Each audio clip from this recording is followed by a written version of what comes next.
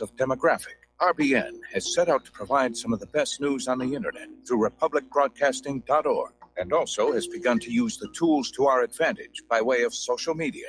Republic Broadcasting is now operating a Facebook page to function as yet another avenue to have our collective voice reach new audiences across not only America, but across the globe as well. The Facebook page features not only news, but also an RBN player to listen to our broadcasts. Get involved by visiting facebook.com/Republic Broadcasting and liking our page and share it with your friends and family, because you can handle the truth. You're listening to the Republic Broadcasting Network, because you can handle the truth.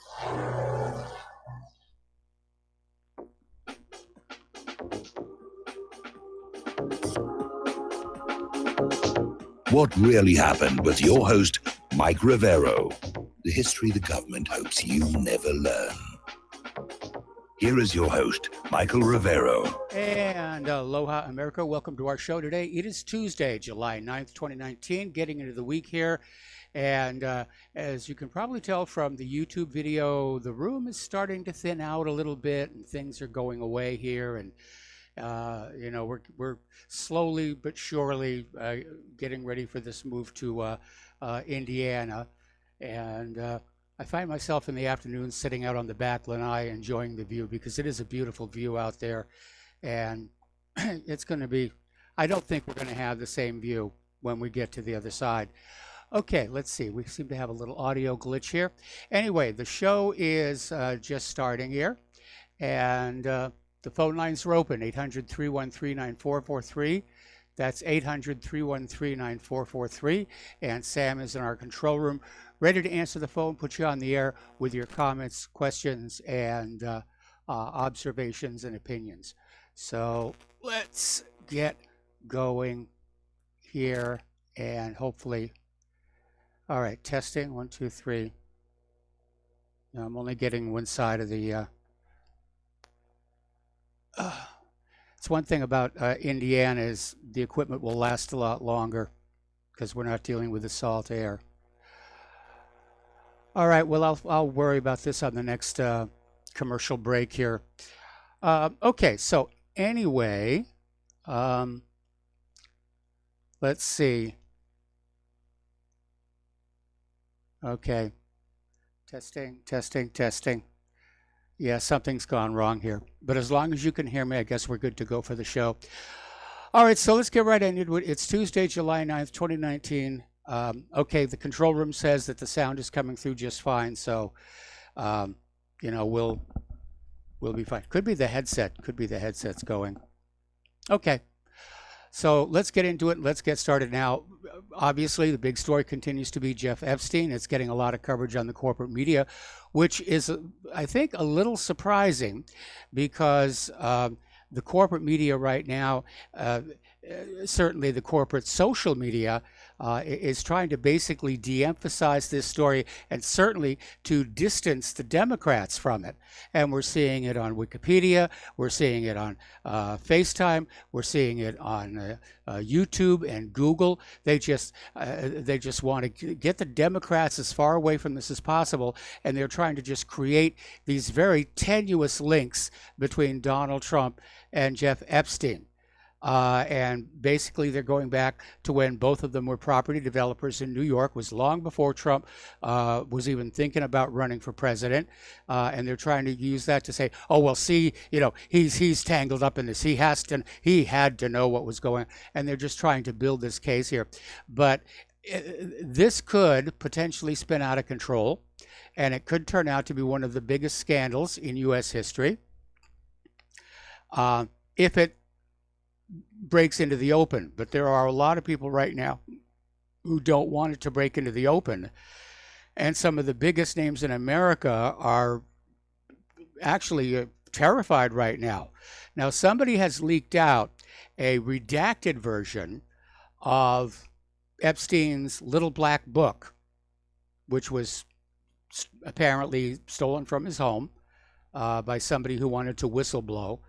And even looking at the unredacted names, there are some amazing names in there.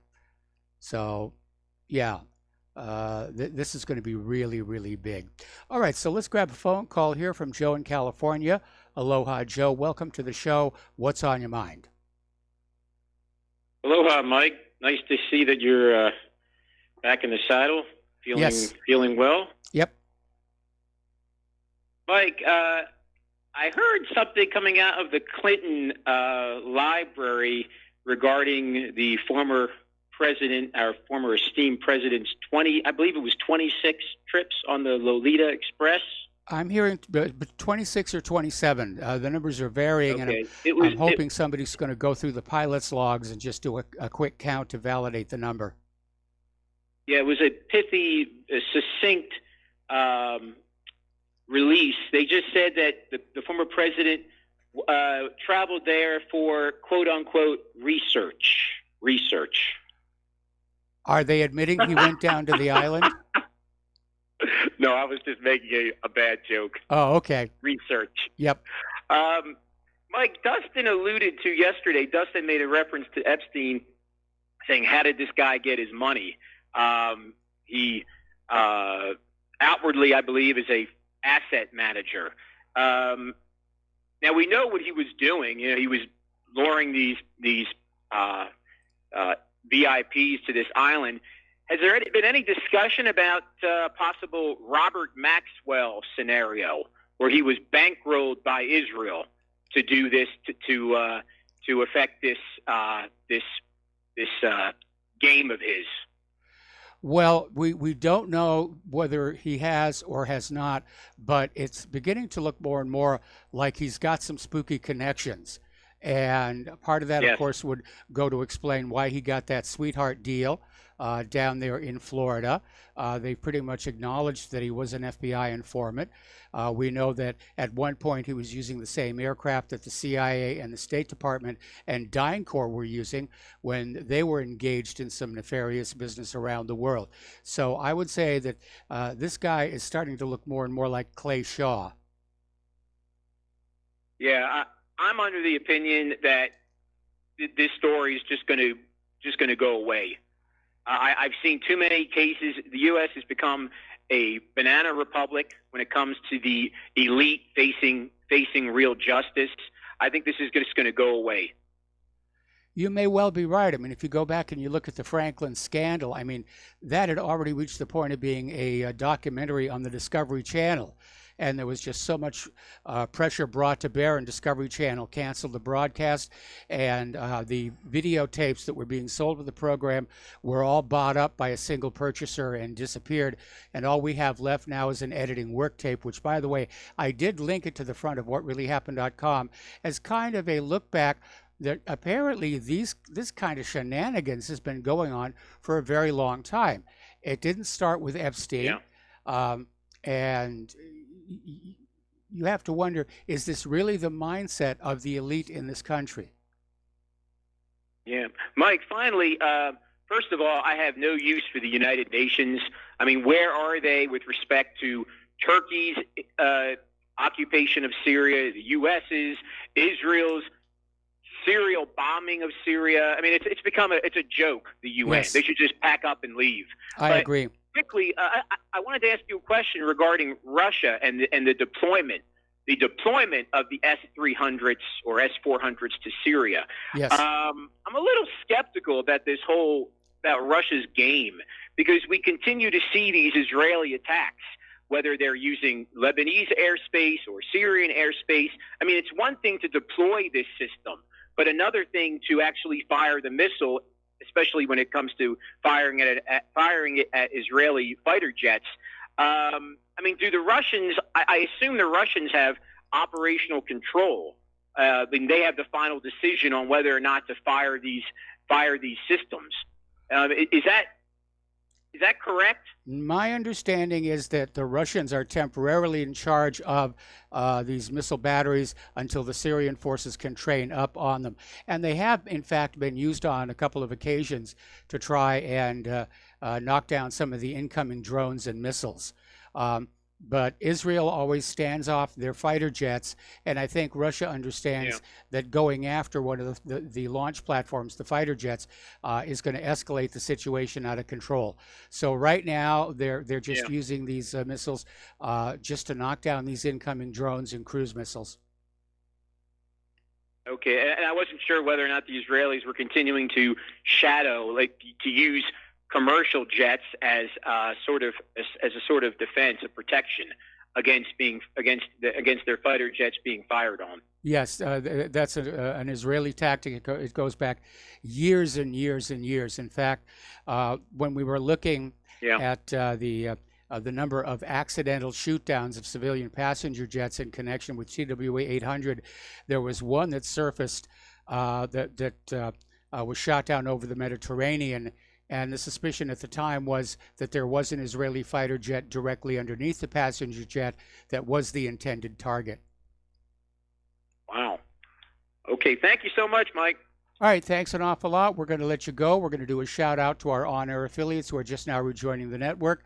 And back to the phones to Jim in Illinois. Aloha, Jim. Welcome to the show. What's on your mind? Hello, Michael. After doing some research and studying some certain things, the person that might be in trouble as far as Jeffrey Epstein and this guy named George Nader is Robert Mueller.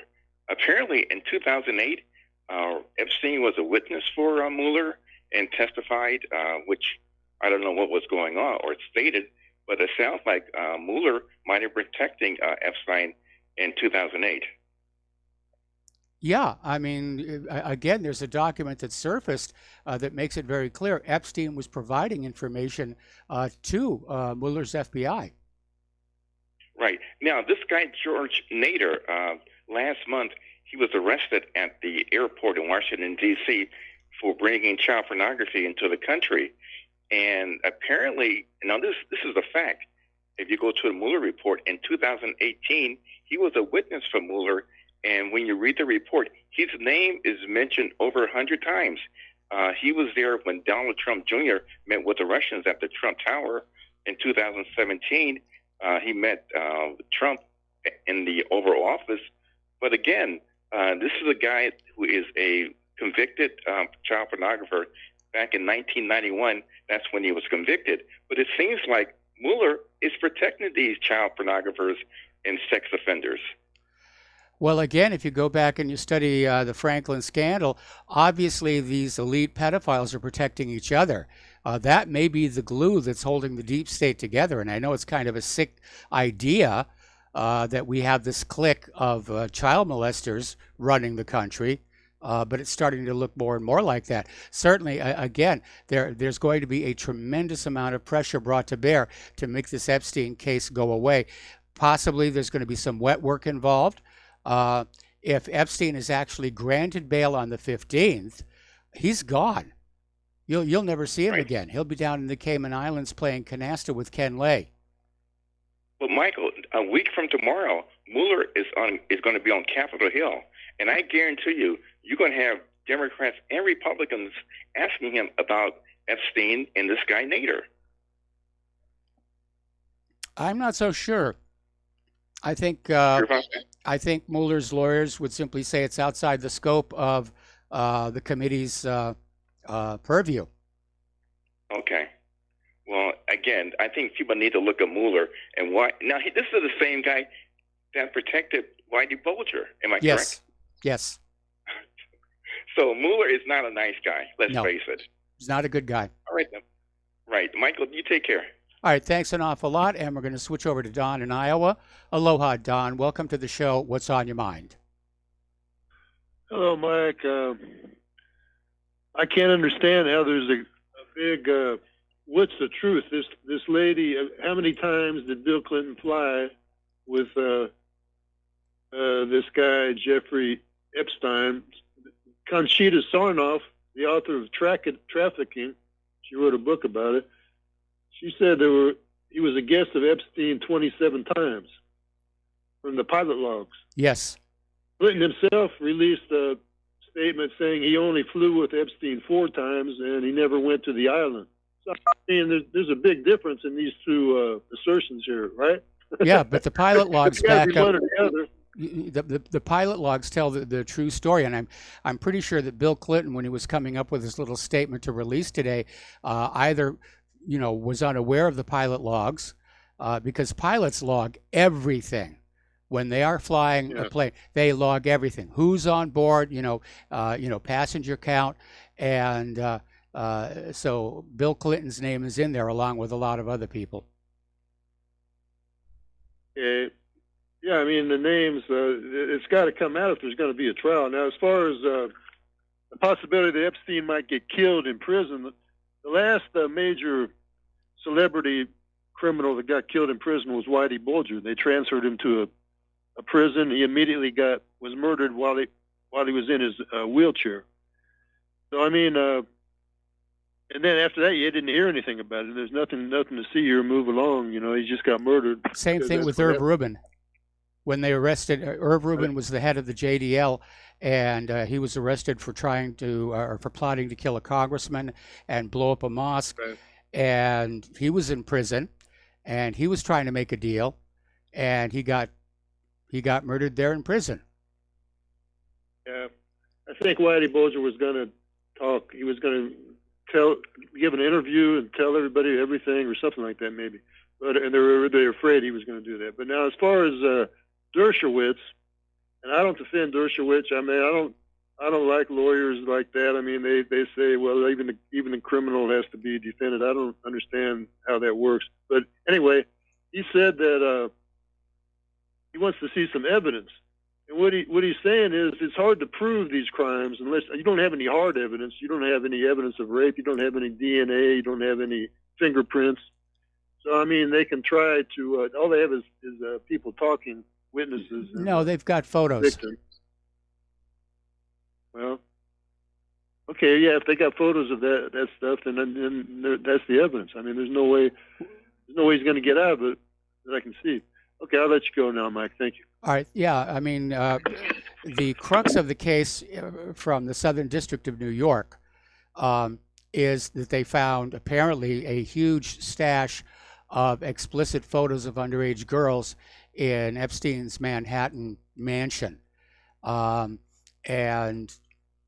I mean, that right there, that's child porn. But apparently they have evidence that he was engaged in sex trafficking. And there may be some other witnesses coming forward. Anyway, let's go to Tony in Puerto Rico. Aloha, Tony. Welcome to the show. What's on your mind? Yeah, hi, Mike. I have a few comments, and I hope you're patient enough to answer them. Jeffrey Epstein, if they don't find him hanging from his cell, does he have enough power or enough information to bring down the government? That's one question. Yeah. The second question is, I don't think they'll be able to get him in prison because he has enough money to hire a prison gang, because there are gang members in those prisons. And he's got the money to hire a few guys to look out for him. So I don't think they're going to get to him in jail. So what do you think? Well, I mean, look how they got to Jack Ruby. He was in prison, and they just walked on in with a hypodermic needle and injected him, and the next thing you know, he had cancer. Okay, so what about the information he knows? Do you think it's enough to bring down the government? I don't know about bringing down the entire government, but he could certainly bring down a lot of very powerful people, including the Clintons. And, Epstein right now is a danger. According to the One News Network, he has indicated he's willing to name names in exchange for a reduced sentence. Now, either he's being very suicidal here, or he is sending a message to everybody out there saying, find a way to get me out of here or I will talk. Oh, that's going to be very, very, very hard. Anyway, thank you, Mike. All right, thanks an awful lot. We're going to let you go. The phone lines are open here. So right now, Epstein's defense is that everything that he has been doing was covered by this 2008 plea agreement down in Florida. And that the plea agreement, which Acosta was involved in, by the way, includes the word globally. So that even the stuff that was happening up in New York or down in the island. Well, the island is actually out of U.S. jurisdiction. That's why he built it down there. And right now, based on how the judge interprets that word globally in the plea agreement, the judge could let him walk. Now, right now, the U.S. Attorney for the Southern District of New York has actually put out a call for any more Epstein victims to please come forward. And they're trying to strengthen their case. And basically, they're trying to make the case that Epstein continued his nefarious behavior even after the plea agreement. All right, we're going to take a break for commercials, and we'll be right back after these few words.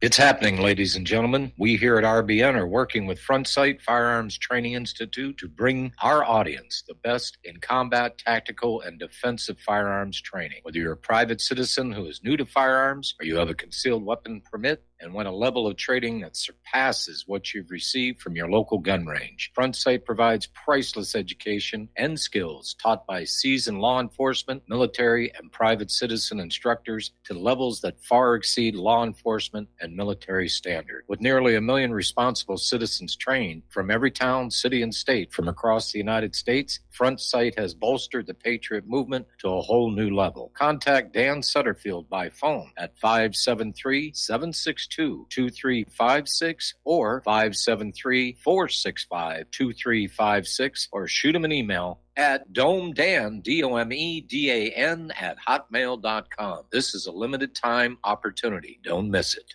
Folks, we're living in a world the likes of which we've never perceived any clearer than we do now. The plan for global governance has been in the works for generations and would have likely been achieved by now, but for the fact that the globalists left open their Achilles heel. With all their tools, Federal Reserve System, fiat currency, no child left behind, and then Common Core education introduced to our schools to dumb us down, vaccines, pharmaceuticals to lobotomize us, GMO foods, insertion of compromised or bought and paid for politicians, judges, mainstream media propaganda, all pieced together like a puzzle designed to ultimately bring the world under submission. But with all their strategy, they forgot one thing: knowledge. And knowledge is power. With knowledge, their bombardment is nullified. Folks, with that, as brilliant and knowledgeable as you've become, among the wisest audience of any radio audience in the world, and you are, I want you to take a moment to reflect and ask yourself, how much of that knowledge did I obtain from Republic Broadcasting Network? How high has my consciousness been raised since I've been a listener? How fast am I now able to discriminate truth from fake news by being a Republic Broadcasting listener? How clear am I now able to see the world since I've been listening to RBN? Ask yourselves those questions, folks. Then ask yourself, what is that knowledge worth to me? Like my morning coffee, how would I survive without it? A voice of truth in a sea of lies. Do we not all need to make sure it survives? Like public broadcasting, we are now finding we can only survive with listener support. Censorship, advertisers being attacked, truth itself being attacked. It's the only way through this. We at Republic Broadcasting humbly ask you to become a supporter. Look at your budget and make a determination of what Republic Broadcasting is worth to you and what you can afford on a monthly basis. Go to republicbroadcasting.org and pledge 20, 30, 40, 50, if possible, 100 a month or more if it's affordable. Click the donate button and become a regular monthly donor. Assure both us and yourself that Republic Broadcasting truth will continue to flow like that morning coffee. The network thanks you.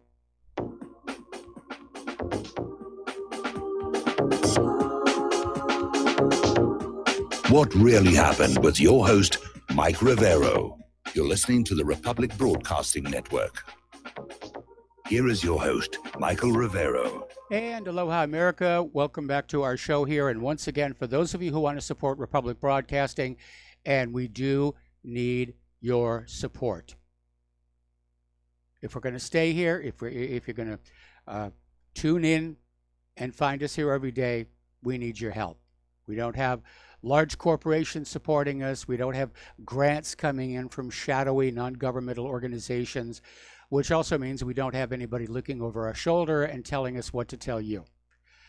So the postal address to send a check, money order, or if you prefer anonymity, cash, is Republic Broadcasting Network, 2251 Double Creek Drive, number 302, Round Rock, Texas, 78664. The phone number where you can pledge, make a credit card or debit card donation or pledge to be a recurring subscriber is 800-724-2719, extension 1 during business hours, extension 3 at all other times. Okay, we've got callers back on the line here. Let's go to Art off the grid. Aloha, Art. Welcome to the show. What's on your mind? Hey, Mike, I want to talk about Epstein and the Clintons, but just real quick, you were talking about not having shadowy groups helping to fund whatever. Yeah. Just to kind of give people an idea what we're up against here. I remember listening to NPR a while back. Yep. And I heard this program brought to you in part by financial support by the Department of Homeland Security. Yeah, go figure. Yeah. So anyway, with this Epstein and Clinton issue, I'm kind of curious. First of all, I don't think that Jack Ruby had the kind of money that Epstein's got. Yep. So I don't even think that's becoming close to a comparison. But be that as it may, I'm kind of curious if by chance, and this is something people need to start thinking about, if by chance, we're going two ways here, if by chance they're somehow managed to make this go away for Epstein, and like you were saying, he may be trying to find a way to get me out of this or I'm going to spill the beans. Yep. If they're to make this go away, could that be the straw that breaks the camel's back for the American people to say, that's it, we're done, and absolutely go off the rail? And secondly, with regards to Bill Clinton, let's remember they always referred to him as the Teflon president. No matter what they could throw at him, it just slid right off. Yes. Right? So knowing now, we actually have people coming out saying, no, Clinton was on board these planes. Yes, there were underage girls. Yes, this was this, da-da-da-da-da-da. If that rolls off of him, could that be enough to just set the people off the rails? We're looking at absolute corruption in its purest form here. Yeah, we are. We absolutely are. And more than that, we're getting this little window into just exactly the kind of people our elites are. And as I said, I was going through that redacted version of Epstein's little black book, and to be very honest, some of the names surprised me. Again, it's like we live in a two-tiered society where those of us down here just are the worker class, we're supposed to obey the rules and, be moral and ethical and do as we're told. But above a certain level, you can do whatever you want. And apparently these people feel that they can. And it only becomes a problem when the public becomes aware of it. And start saying, whoa, is this what we're paying taxes for? Is this who we're voting for? Beginning to understand that the public persona that we see presented to us by corporate media for all of these people is a completely manufactured illusion. Yeah, it really is. And I mean, it's not just in politics, it's in Hollywood. I mean, you look at some of the conversations and interviews with people such as Corey Feldman, where he's talked about some of the stuff that he had to endure. Yeah. And there's others that have come out as well. This goes so deep, and there are several really excellent documentaries out there about this. I encourage people, start looking into this and be ready, because in my opinion, if this goes away, if heads don't roll over this, that is the only excuse we need as a people, and I don't care whether you're Democrat, Republican, Independent, third party, whatever. That's the only excuse we need to act according to the Declaration of Independence to throw off such government.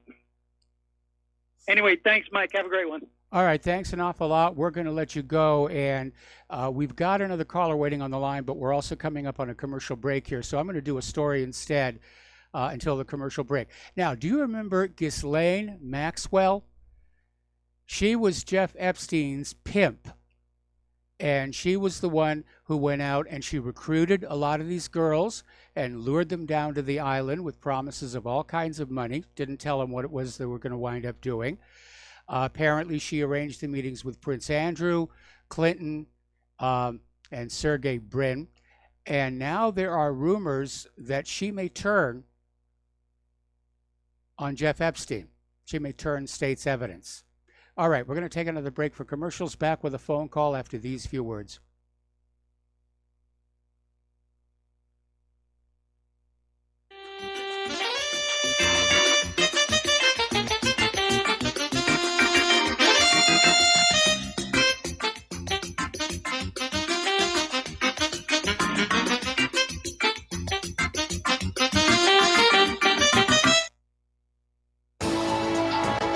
You are tuned in to the Republic Broadcasting Network. Visit our website by going to republicbroadcasting.org.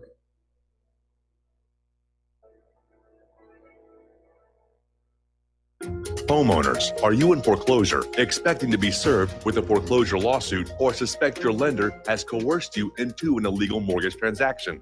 A huge number of mortgages made in the last 10 years have legal issues and are possibly defective. State laws and the U.S. Supreme Court have upheld that defective mortgage documents are grounds for foreclosure defense and for counterclaims in favor of the homeowner. If your mortgage has been sold or assigned since closing the loan, it may be defective and you may be paying the wrong party, and the lender may not have standing or the right to foreclose or collect payments under the law. If you would like to know if your mortgage is legal or not, or know if you are paying the right party, we can help. Our initial consultations are free of charge. We are not attorneys. We are legal researchers and work closely with experienced lawyers who know how to help you find the evidence to help you keep your home. Call toll free 1-855-2-KEEP-IT. That's 1-855-2-KEEP-IT today. Corporate media dominates the American opinion. Finding independent voices that counter this avalanche is becoming increasingly difficult. With the endless corruption running rampant throughout our government, independent voices are needed more than ever to battle the offensive against our freedoms and liberties. As a listener of RBN, no one understands this concept better than you. Now it's up to you to do your part. The time has come for you to take action and begin broadcasting the truth to hundreds or thousands of people every month. Sound impossible? Quite the contrary. With pointed slogans from LibertyStickers.com, you can reach countless sleeping Americans unaware that they live in a real-life wonderland. LibertyStickers.com has a huge inventory of political bumper stickers and messages that reflect the truth about our government, our politicians, and the future of America. With so many in stock, there's one perfect for you. Visit us today at LibertyStickers.com. Again, that's LibertyStickers.com. Do your part. Your voice is important. Let it be heard. Without the right accessories, any guy can be off the mark. Whether you've invested thousands in your arsenal or you own a single trusted firearm, a visit to AROutfitting.com is in order. It's one of the finest online selections of tactical optics and AR parts and add-ons, like EOTech, quick target acquisition with no peripheral loss. Browse the full range of Nikon scopes and binoculars. AROutfitting.com can illuminate your world with Streamlight gun-mounted lights from keychain to large handhelds up to 1,100 lumens. Find some stability with Battenfield tactical bipods. AirOutfitting.com has CMMG gun parts, barrels, assemblies, handguards, part kits, and more, plus magful clips and magazines. I know I've got you excited, so take a breath. Head to AirOutfitting.com. The site's super easy to navigate and features a ton of technical info, including links to manuals. We also welcome vendor and manufacturer inquiries. Remember, if you don't see it, we can get it at AirOutfitting.com.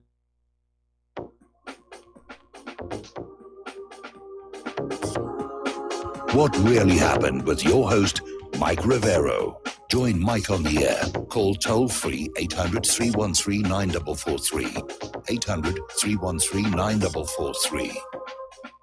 And aloha, America. Welcome back to our show. And we're going to go back to the phones to Mark in North Carolina.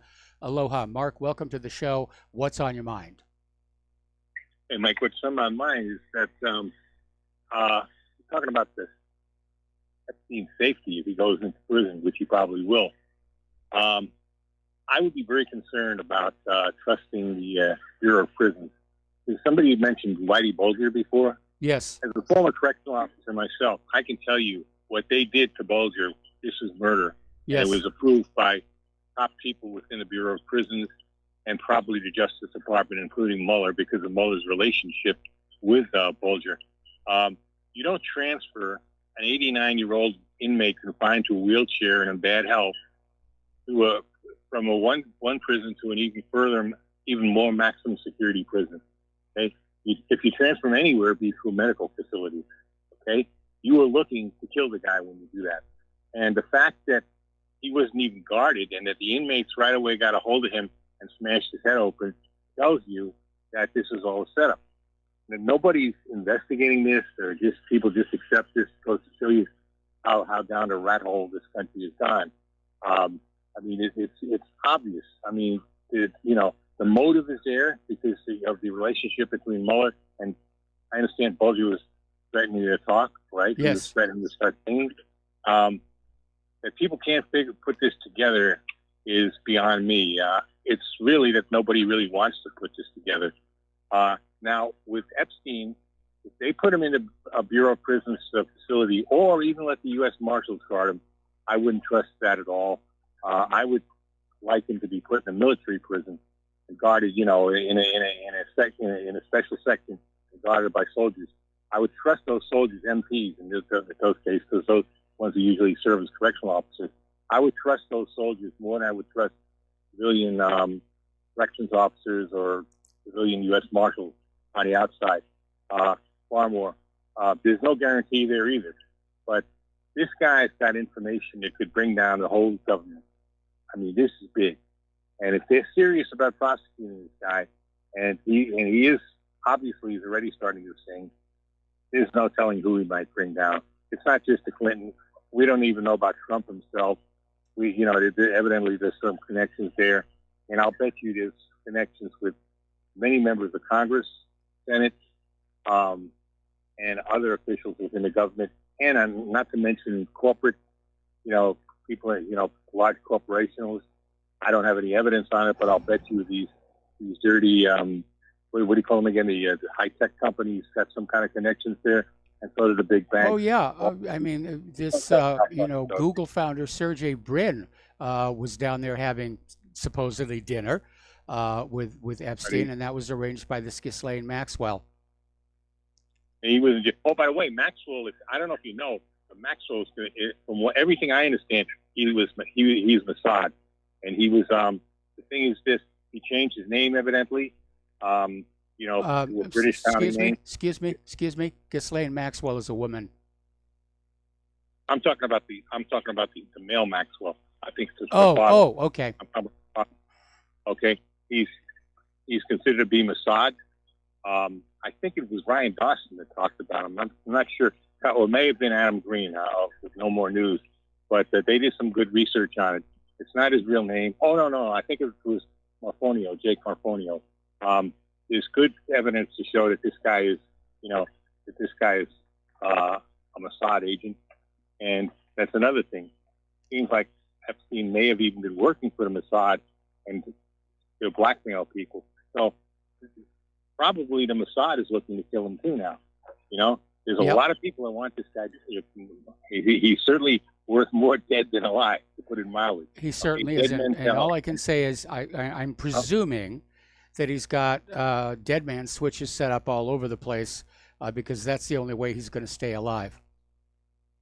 Well, yes, but hopefully, if Barr, I don't trust Barr, but if Barr maybe he's making up for bad things he's done in the past and really is concerned about justice in the United States, if Barr is serious about not only prosecuting this guy, but getting to the bottom of who and what he knows. Okay, well, now you've got a jurisdictional problem here because Barr is the Attorney General for the United States, and Epstein is being prosecuted by the U.S. Attorney in the Southern District of New York. So, Barr is probably keeping an eye on the situation, but he shouldn't be directly involved. Yeah, but as far as security goes, Barr can decide as far as security goes where he's held and stuff like that, because Barr, the Department of Justice is, the Bureau of Prisons is under the Department of Justice, as is the U.S. Marshal Service. Yes. He could decide, and he could decide too, if he's going to farm it out to the military. okay, that would be up the bar. Okay, I understand the Southern District is actually trying this case, but Barr does have something to say. I mean, he is the Attorney General of the United States, so I believe that he could farm it out to the military. It's been done before with mob cases. Joe Valachi, I believe, was being held in a military facility back in one of the Malachi papers, the 60s or something like that. Yep.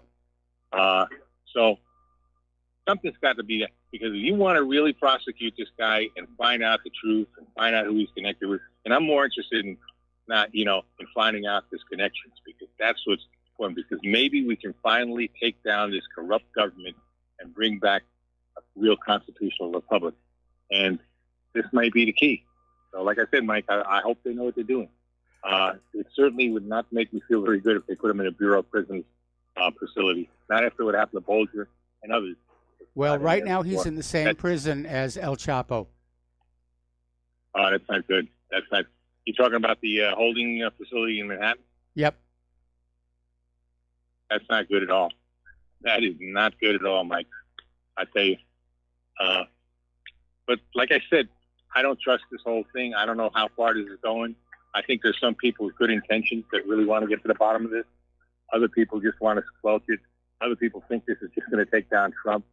The dealings Trump had with Epstein seem to be very, very small. Biggest.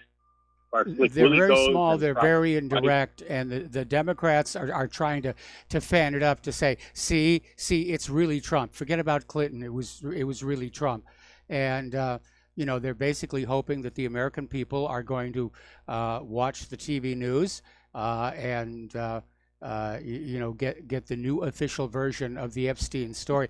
One of the most disgusting things that I've seen that is coming out of Epstein's defenders is this argument that, well, these girls, they weren't that young. And I heard that. Yeah, I mean, that's one of the talking points they're trying to come out with, that, after all, they were obviously sexually active at that age. So, this idea that they're considered underage is rather arbitrary. And but it isn't just that the sex was taking place. The real issue is the trafficking.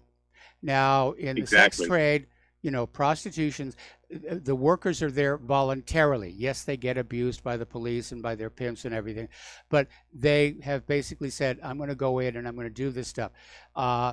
These young girls who are being trafficked, they get drawn on in by this Maxwell, and they don't realize what it is they're expected to do until it's too late and they can't get out. And they basically get shopped around from guy to guy to guy to guy, or in some cases to another woman. But that's the difference. And the age doesn't matter when you're talking about trafficking. No, and that's one of the things about the border issue right now. A lot of these kids that are coming in, that they're all, what's her name, Cortez was crying about. Yeah. A lot of these kids are victims. That's not their parents they're with. Okay, they're being trafficked. Yes. Okay, it's for their own good. A lot of them are held in detention to find out, hopefully, who they really are, and to keep them away from being trafficked. That's the whole thing. And by the way, I wouldn't be surprised if Soros is behind a lot of this stuff also, and he has connections with Epstein. Could you talk a little closer to the microphone on the phone, because you keep fading out? I got this bird. Yeah, I'll go take it inside. I got this crow calling over here. You hear me any better now, Mike? Yeah, it's a little better. Okay, yeah. I believe this. There was trafficking. I believe that Soros might be behind this, and I believe that Bill Browder and a lot of the other suspects, usual suspects, may be involved with this too. I mean, there's no telling how big this gets, because a lot of these girls are coming in from Eastern Europe, and Browder had his connections there also. So there's no telling where this is going to go, Mike, if it's allowed to go. All right. Let's keep the big question is, there are a lot of very powerful people who want this thing to go away. What are they willing to do to make that happen? And again, in the case of Jack Ruby, all the prison gangs couldn't have protected him because, they just went into his jail cell with the prison guards in attendance. and said you have to have this shot because there's an epidemic going around, and the next thing you know, he's just riddled with cancer. Right, and I wouldn't trust these prison officers either. Just like I wouldn't trust cops on the street. I've had dealings with both in different jobs. I've had dealings with both, and believe me, they're not to be trusted. Money goes a long way. Unfortunately, the saying, money talks. Mm-hmm. Well, what walks, and also like what's her name said about the Benjamins. It's all about the Benjamins. Yes, and it's not too difficult to bribe a law enforcement officer, whether it's a prison officer or officer in the street or a U.S. Marshal or anybody else. Or you can offer them a promotion. I mean, again, going back to the Kennedy assassination, the officer who was in charge of Kennedy's protective detail got a promotion. The officer who was who allowed Jack Ruby into the basement of the Dallas Police Department, Roy Vaughn, got promoted. He became chief of police of Midlothian. Oh, unbelievable. I mean, I'm not surprised. I'm really not surprised. Well, Robert Kennedy, the officer in charge of security there at the Ambassador was Daryl Gates, and he wound up being chief of police of the LAPD. Oh, I didn't know that about Gates. What was Gates' position at that time? He was involved in the LAPD's protection of Robert Kennedy and securing the outer boundary, as it were. Wow.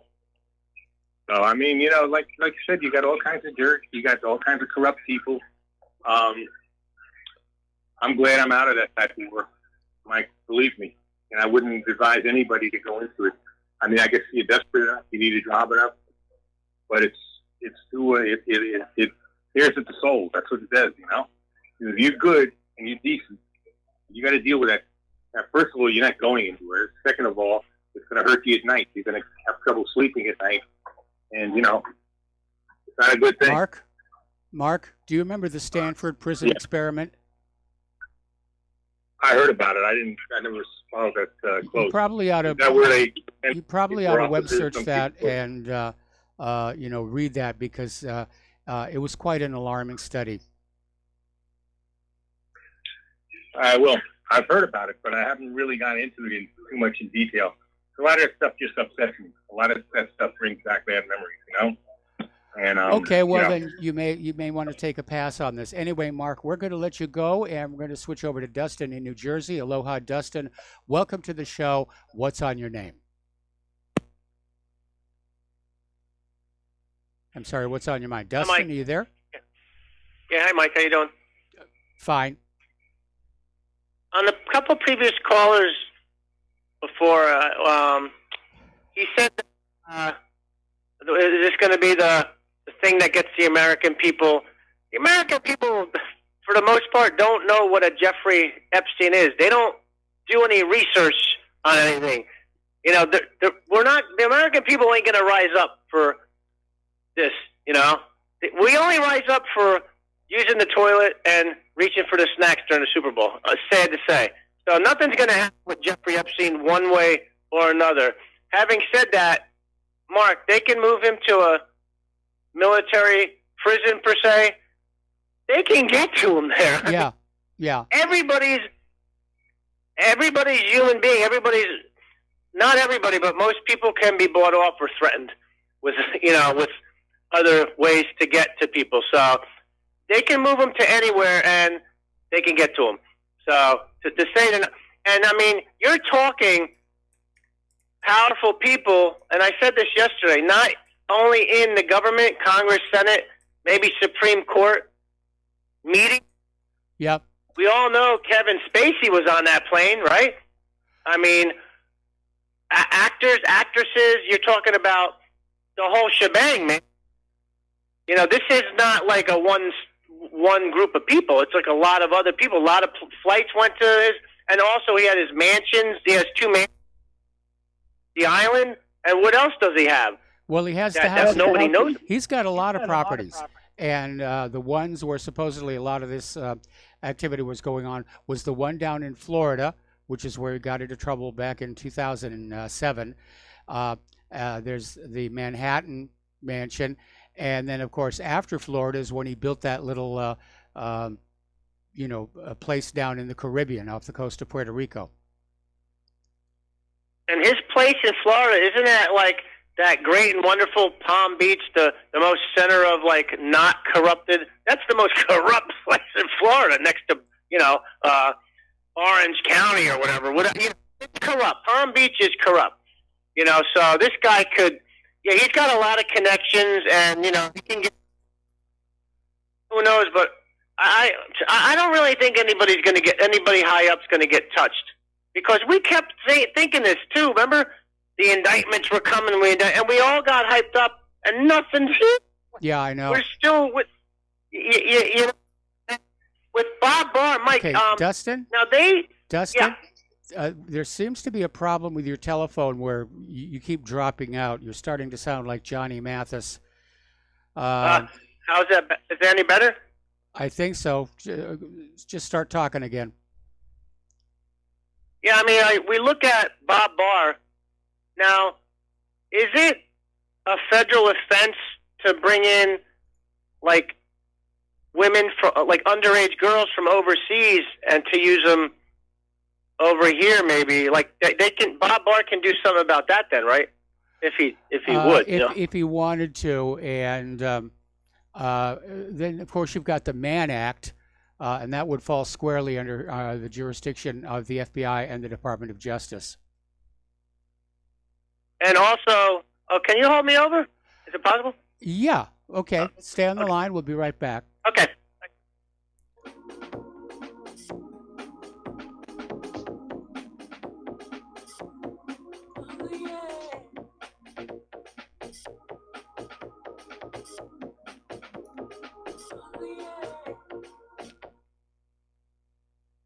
Homeowners, if your lender has gone out of business or sold your transaction to another lender or servicer, you may be the victim of a wrongful foreclosure, resulting in the loss of your home. If you've already lost your home, are in foreclosure, or even in good standing, you can challenge the mortgage transaction's illegal issue, and your property can be restored to you, and your foreclosure can be stopped or reversed, and the mortgage transaction declared unenforceable. State laws, U.S. title codes, the Uniform Commercial Codes, and U.S. Supreme Court rulings have upheld that defective mortgage documentations can reverse or stop foreclosures and enforce property title claims in favor of the homeowner. We are having successes in stopping the process of foreclosure, the enforcement of the foreclosure judgments, the sale of property, and evictions after the sale. We are not attorneys, and we don't give legal advice. We are a professional team of legal researchers, providing forensic mortgage audits and expert witnesses. We have the knowledge to produce the evidence and enforce laws regarding your legal issues. We've been in business for 12 years without a complaint. Consultations are free, and we provide a free title search to confirm if your mortgage has legal defects. Please call 855-253-3748. 855, keep it today.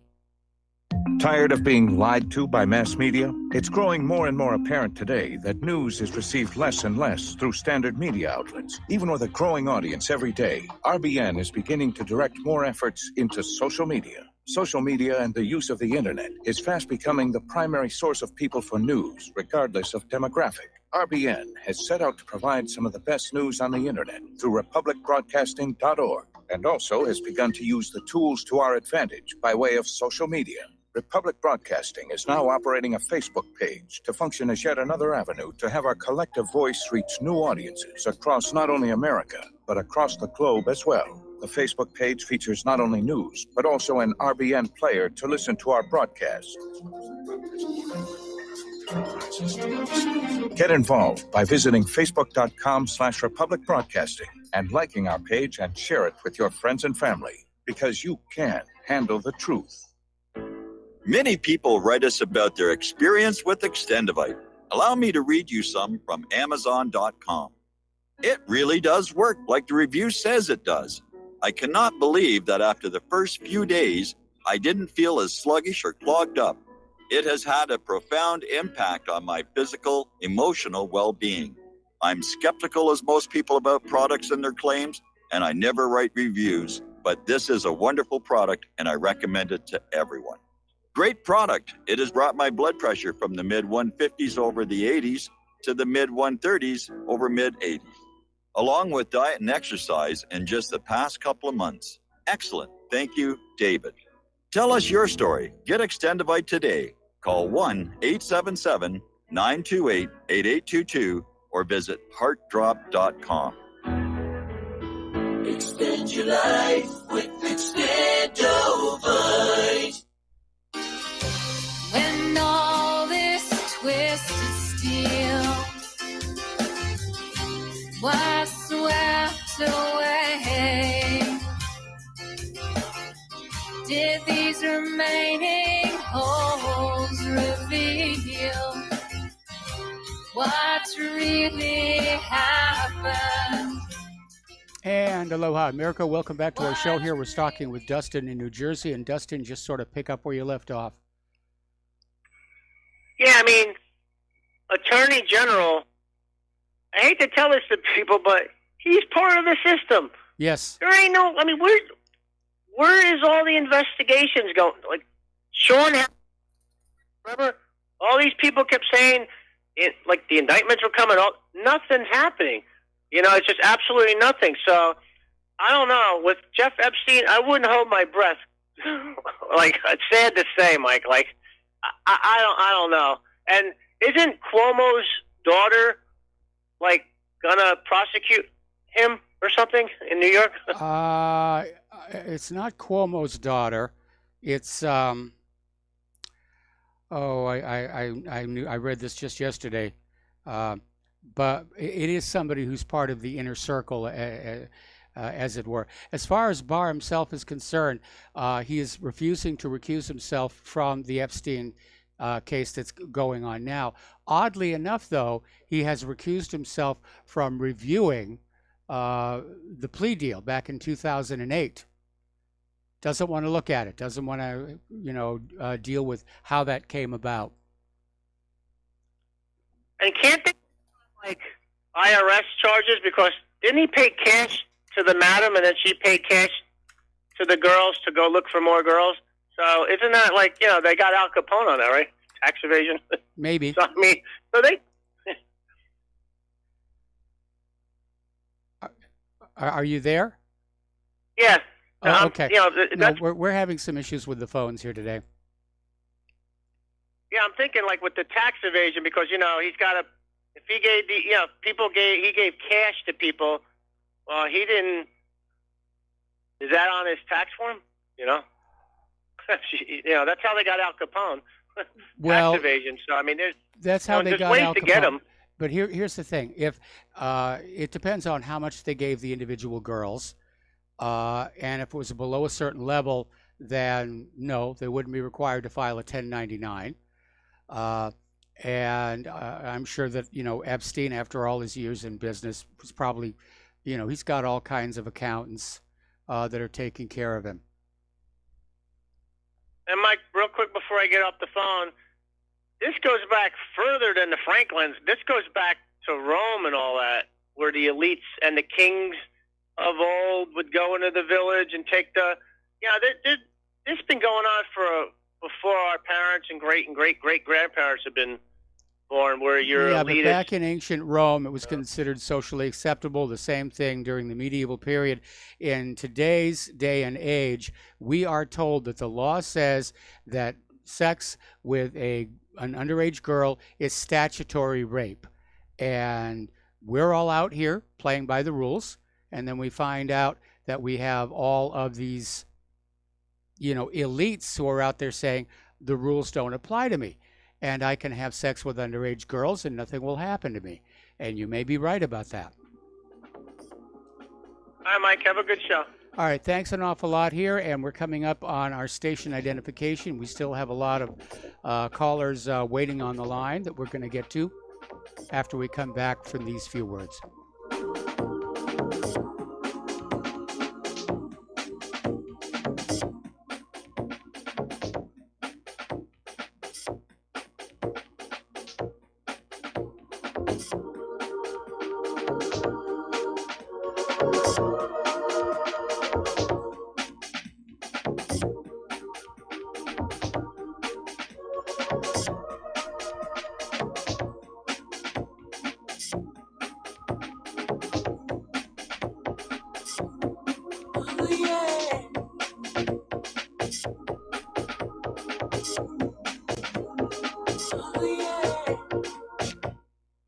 It's happening, ladies and gentlemen. We here at RBN are working with Front Sight Firearms Training Institute to bring our audience the best in combat, tactical, and defensive firearms training. Whether you're a private citizen who is new to firearms or you have a concealed weapon permit and want a level of training that surpasses what you've received from your local gun range, Front Sight provides priceless education and skills taught by seasoned law enforcement, military, and private citizen instructors to levels that far exceed law enforcement and military standard. With nearly 1 million responsible citizens trained from every town, city, and state from across the United States, Front Sight has bolstered the Patriot movement to a whole new level. Contact Dan Sutterfield by phone at 573-762-2356 or 573-465-2356 or shoot him an email at domedan, DOMEDAN, at hotmail.com. This is a limited time opportunity. Don't miss it.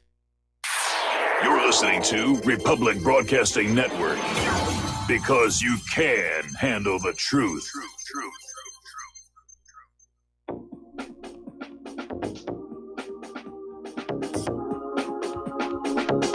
What really happened with your host, Mike Rivero, because World War III is a really bad idea.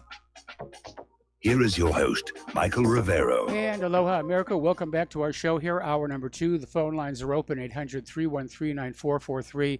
And I just got an email from somebody saying that it's actually Comey's daughter who's involved in the prosecution or the illusion of a prosecution of Jeffrey Epstein here. So let's go back to the phones here to Terry in California. Aloha, Terry. Welcome to the show. What's on your mind?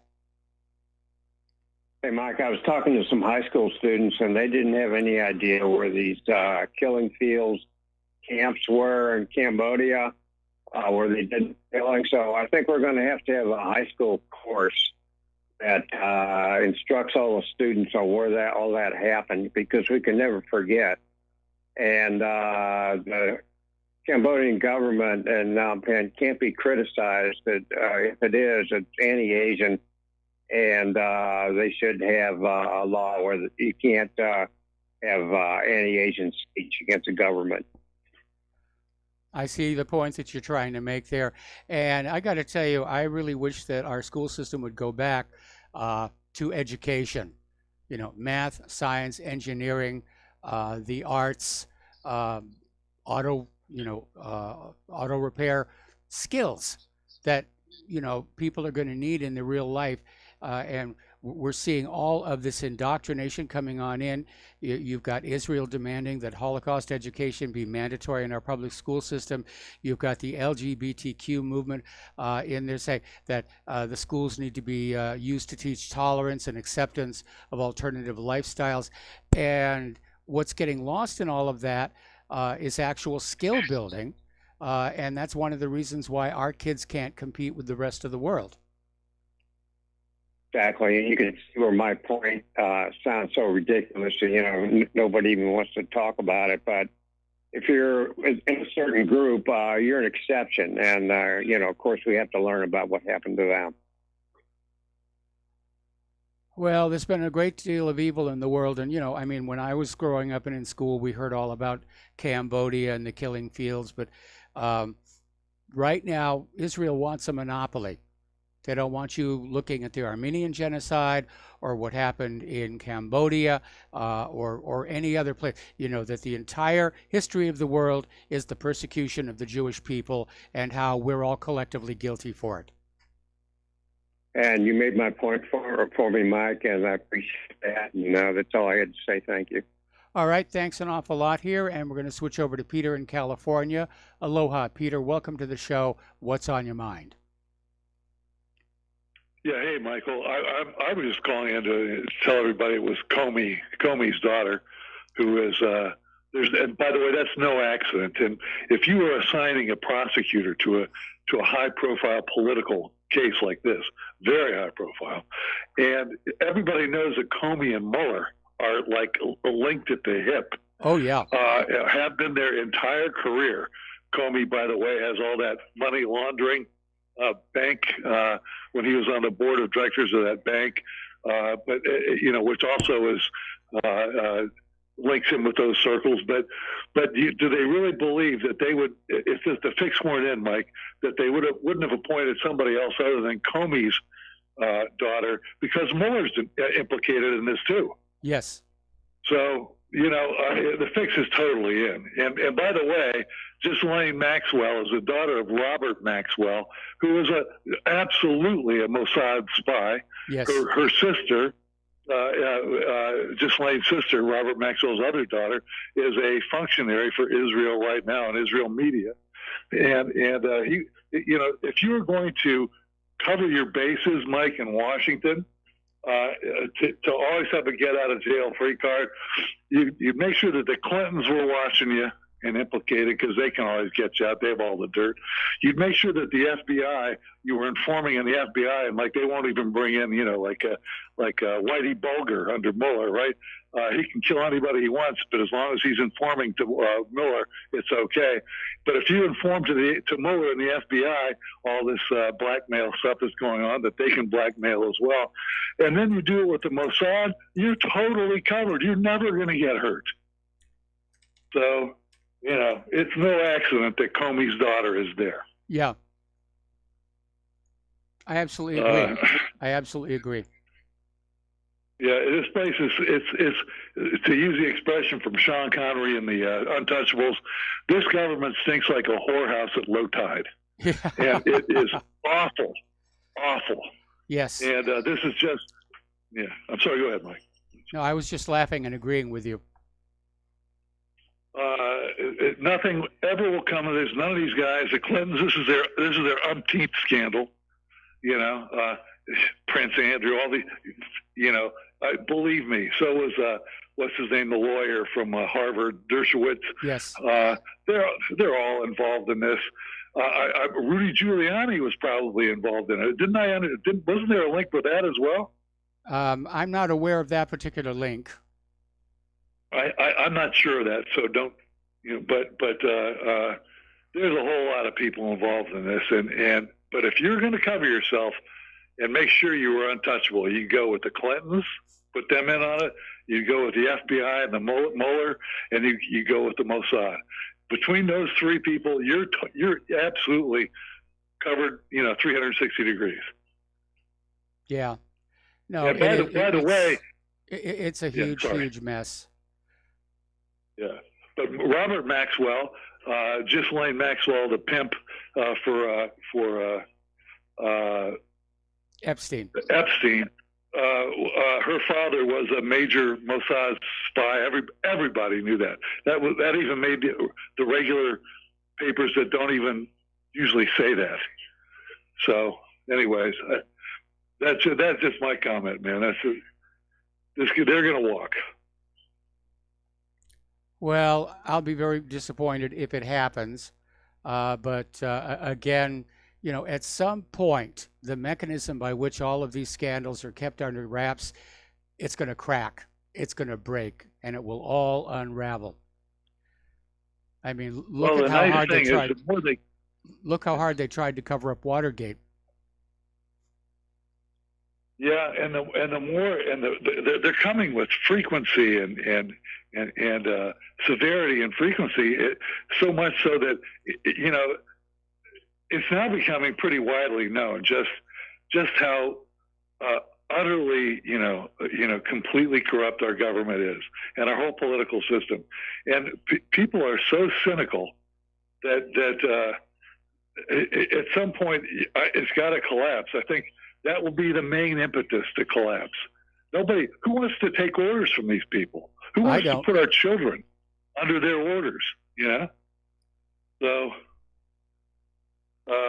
in our financial destiny, our physical destiny, the health of our family, and the physical health of our own selves, and the health of our nation, and the safety of our nation, under these horribly corrupt criminals that are running everything. Well, as I've mentioned before, in connection with the vaccine issue, we're literally living in a country where corporations are allowed to sell dangerous, ineffective products as long as it makes money and they share that money with the government will be fine with it. Anything for money. That's our ethos. AFAB. Anything for money. And if you can print the money, you know, in the kingdom of the blind, you know, the one-eyed man is king. If you can print the money, you know, you run everything. Up to a point. You know, if you print too much of the money starts to become worthless, which is kind of the rock and hard place the Federal Reserve finds itself in right now. Anyway, Peter, we're going to let you go, and we're going to do a shout out to our on-air affiliates who are just now rejoining the network, and switch over to Al in Canada. Aloha, Al. Welcome to the show. What's on your mind? Hello, Mike. Were you aware that Stephen Hawking was on Epstein's Island? No, I was not aware of that, and I must say I'm very disappointed. Well, I don't think he could do much, Mike. Yeah, I was just about to say what I'm that, but I was basically trying to saying- restrain myself out of a sense of decorum. Yeah, I understand. What I'm trying to say is, you know, everybody's going, the horrors, and, you know, maybe it wasn't so horrific as it's painted out to be. Well, I'm sure that there were a lot of times that Epstein used that island just for purely social events, but that's not the issue. The issue is when he was using the island for other purposes. Mm-hmm. Exactly. That's what I'm trying to get at here.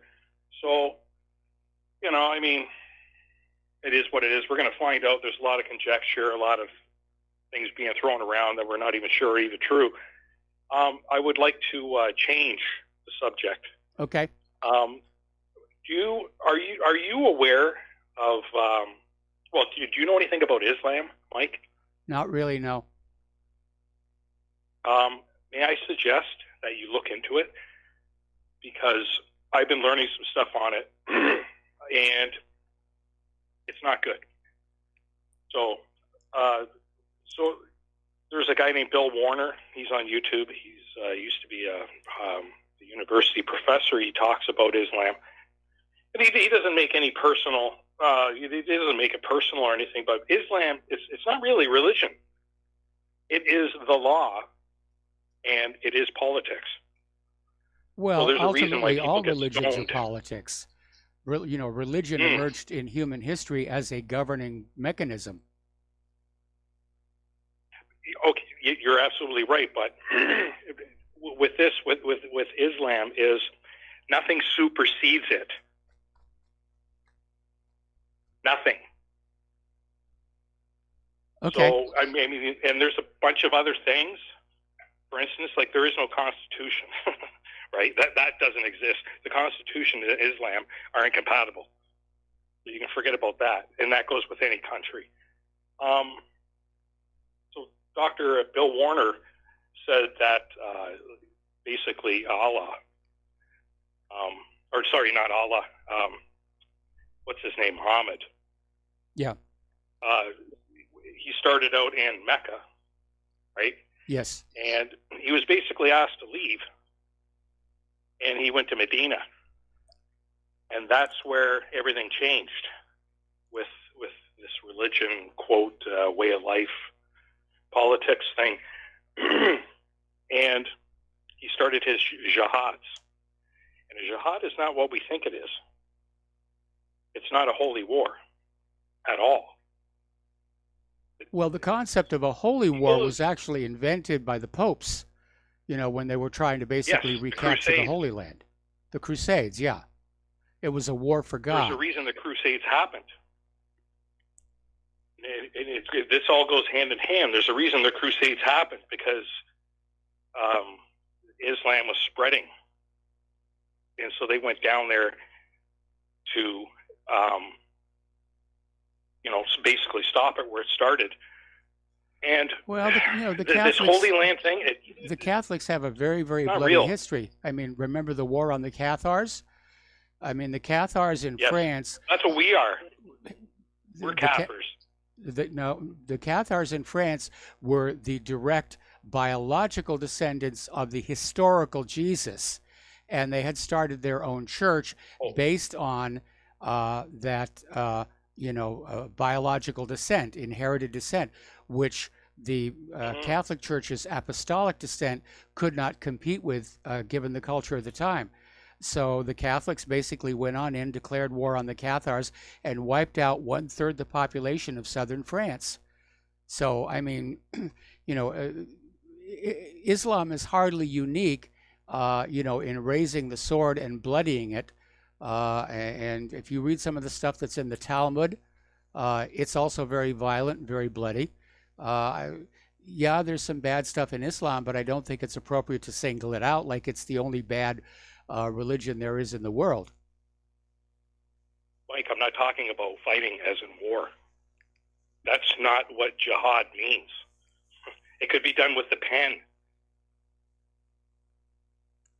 Right? Basically, what it is they go in and they take everything over. And slowly but surely they do. Well, we're seeing the same Turkey thing. used to be Christian. We get the same thing with Judaism. Well, I'll tell you, Mike, I would never want to be stoned to death. I don't care how much pot I smoke. You know, so anyway, you know, like it's read the not Old something Testament. you really know about. Read the Old you know, Testament. like what I learned. Al, read Yes, the I Old know, Testament. it's There's bloody. a lot of stoning to death going on there. Oh, I know, but I'm just saying, you know, just recently over in Pakistan, there was a woman trying to get out of there, and she was going to be stoned to death for blasphemy. And what that is basically saying something against Islam. And a politician died trying to get her out, like a Pakistani politician died trying to get her out because his bodyguard turned on him. Yep. I remember that So, story. you know, I mean, yes. There's a lot more going on than, you know, than just, you know, Jews. You know, my name's Alan. That's a Jewish name. Rachel's a Jewish name. It's like Germania, you know, like there's Germans in almost everybody.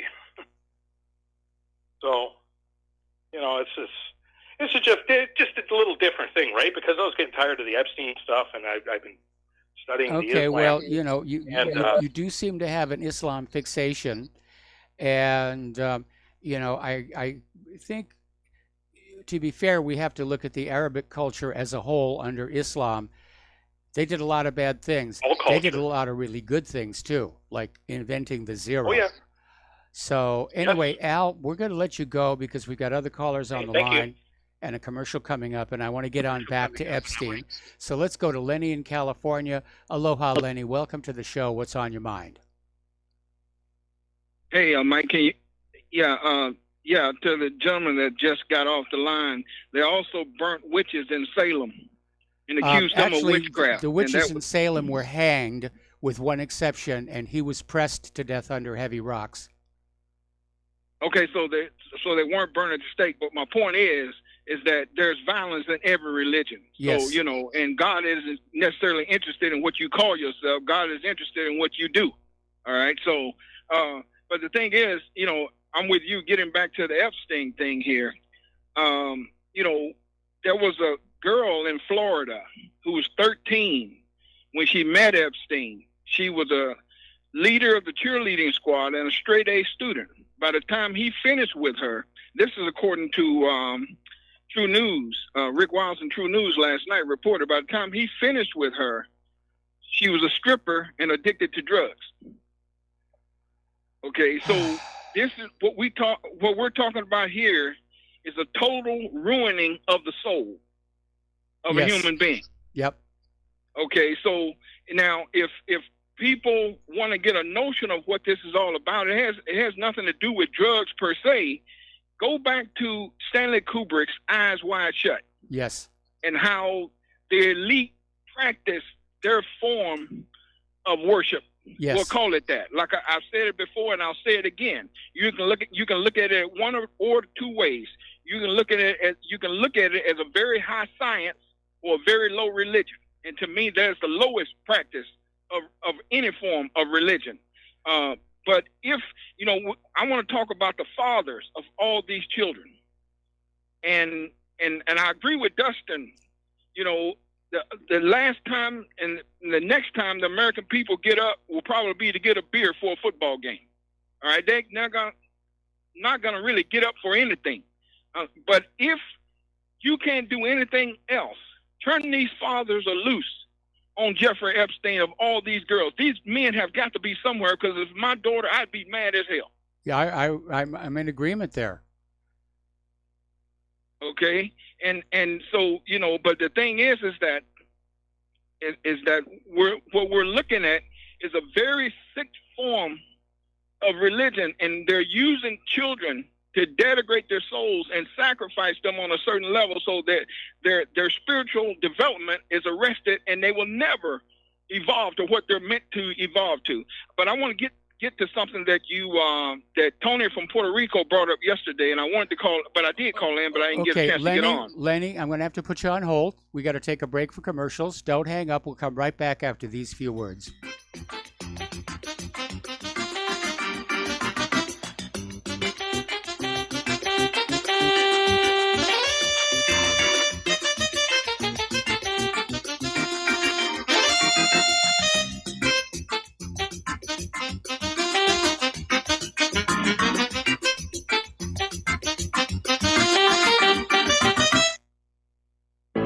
Many people tell us about their experience with Extendivite. Just listen to what Glenn has to say. Prior to taking it, I had diabetic neuropathy. The Extendivite reduced that significantly. Acid reflux was reduced.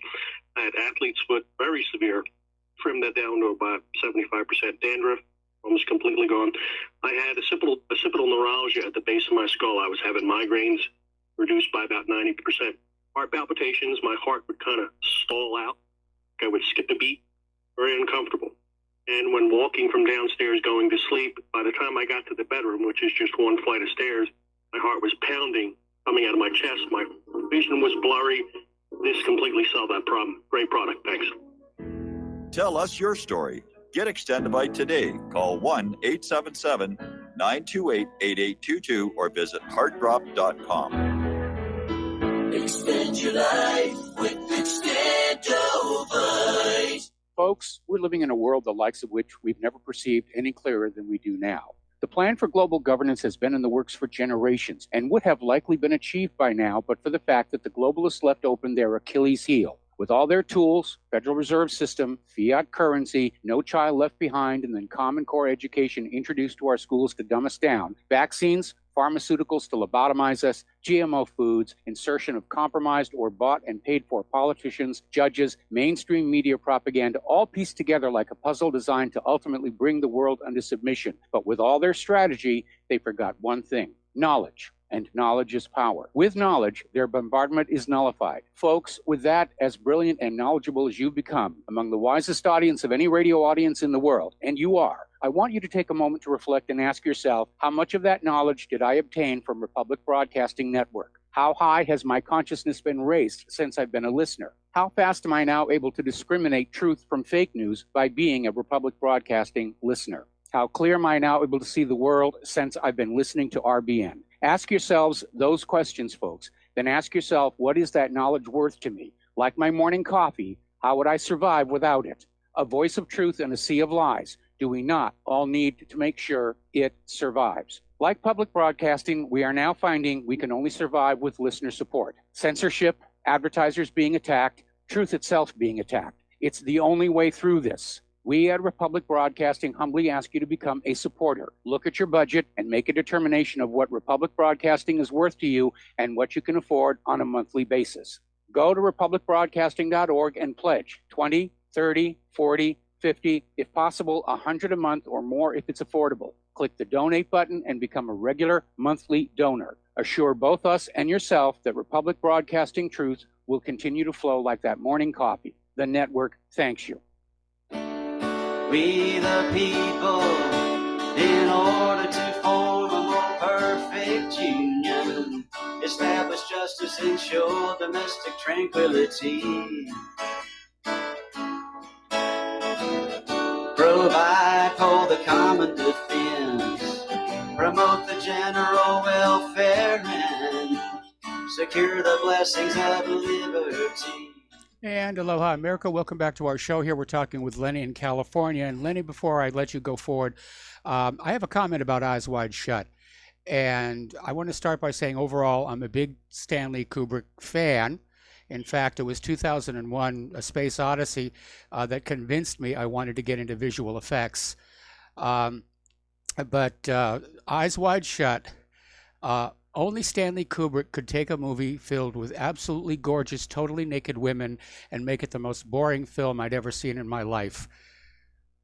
And Claire's laughing in the other room here. And frankly, that film was in a dire need of a re-edit to just trim it up because it just dragged and dragged and dragged. And anyway, so Lenny, you had something else you wanted to share with us. Yeah, I agree with that comment. I like the movie because I love the perfectionism of Stanley Kubrick. When in the cinematography, it was just brilliant. But if you want to understand how the elite worship what they consider to be a deity, just go to that orgy scene in that mansion, and that's what they're up to. Okay, so now if you want to do, anyone wants to do some research on it, just go back to the Knights Templars in the 13th century, and where there was a burning at the stake, and where Philip the Fair of France and the Pope at that time, who went after the Knights Templars and for their money, went after the Knights Templars because the Knights Templars were practicing the same kind of religion where they were that was the accusation. Sacrificing children. Lenny, that was the accusation. But as a matter of fact, recently in the Vatican archives, they found a document written by the Pope saying that, in point of fact, the Templars were innocent, and it really was all about the money. Because Philip the Fair the Templars invented a lot of what modern banking has become, including traveler's checks and things like that. And prior to the Knights Templar, the Christian church forbade usury right alongside Islam. Islam, that's right. And the Templars found a way around that by saying that they were simply renting the money out.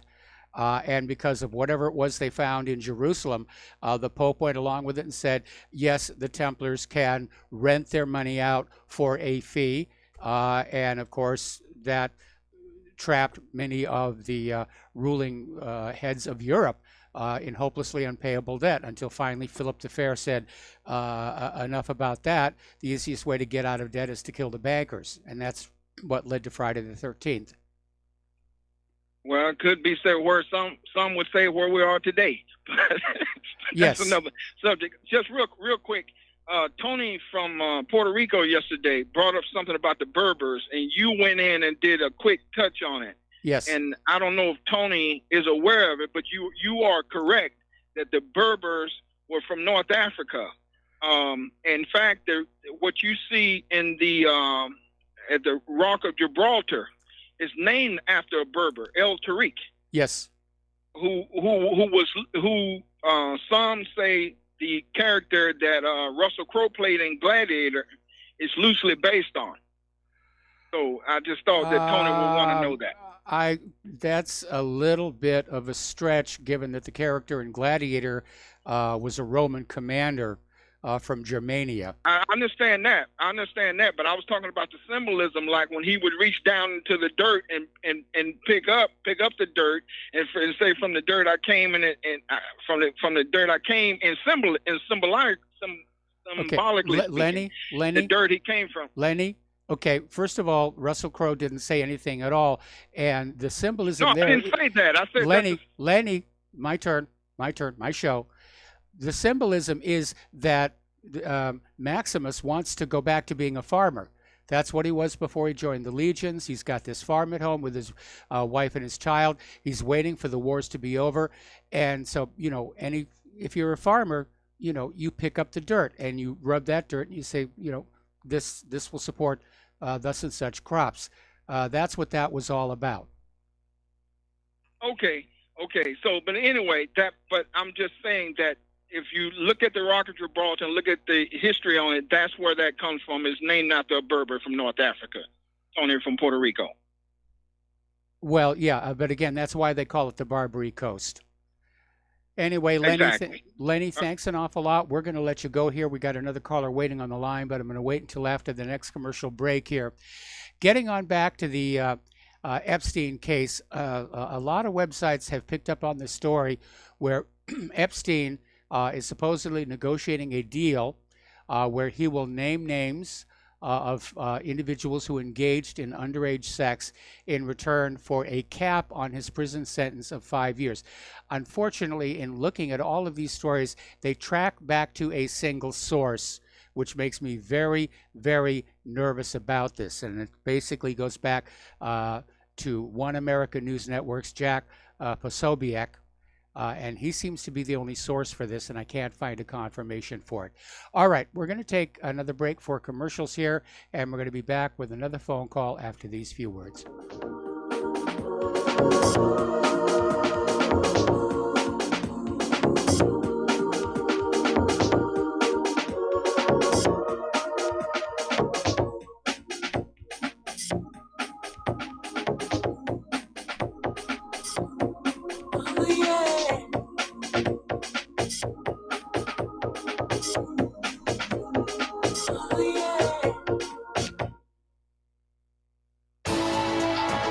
You are tuned in to the Republic Broadcasting Network. Visit our website by going to republicbroadcasting.org.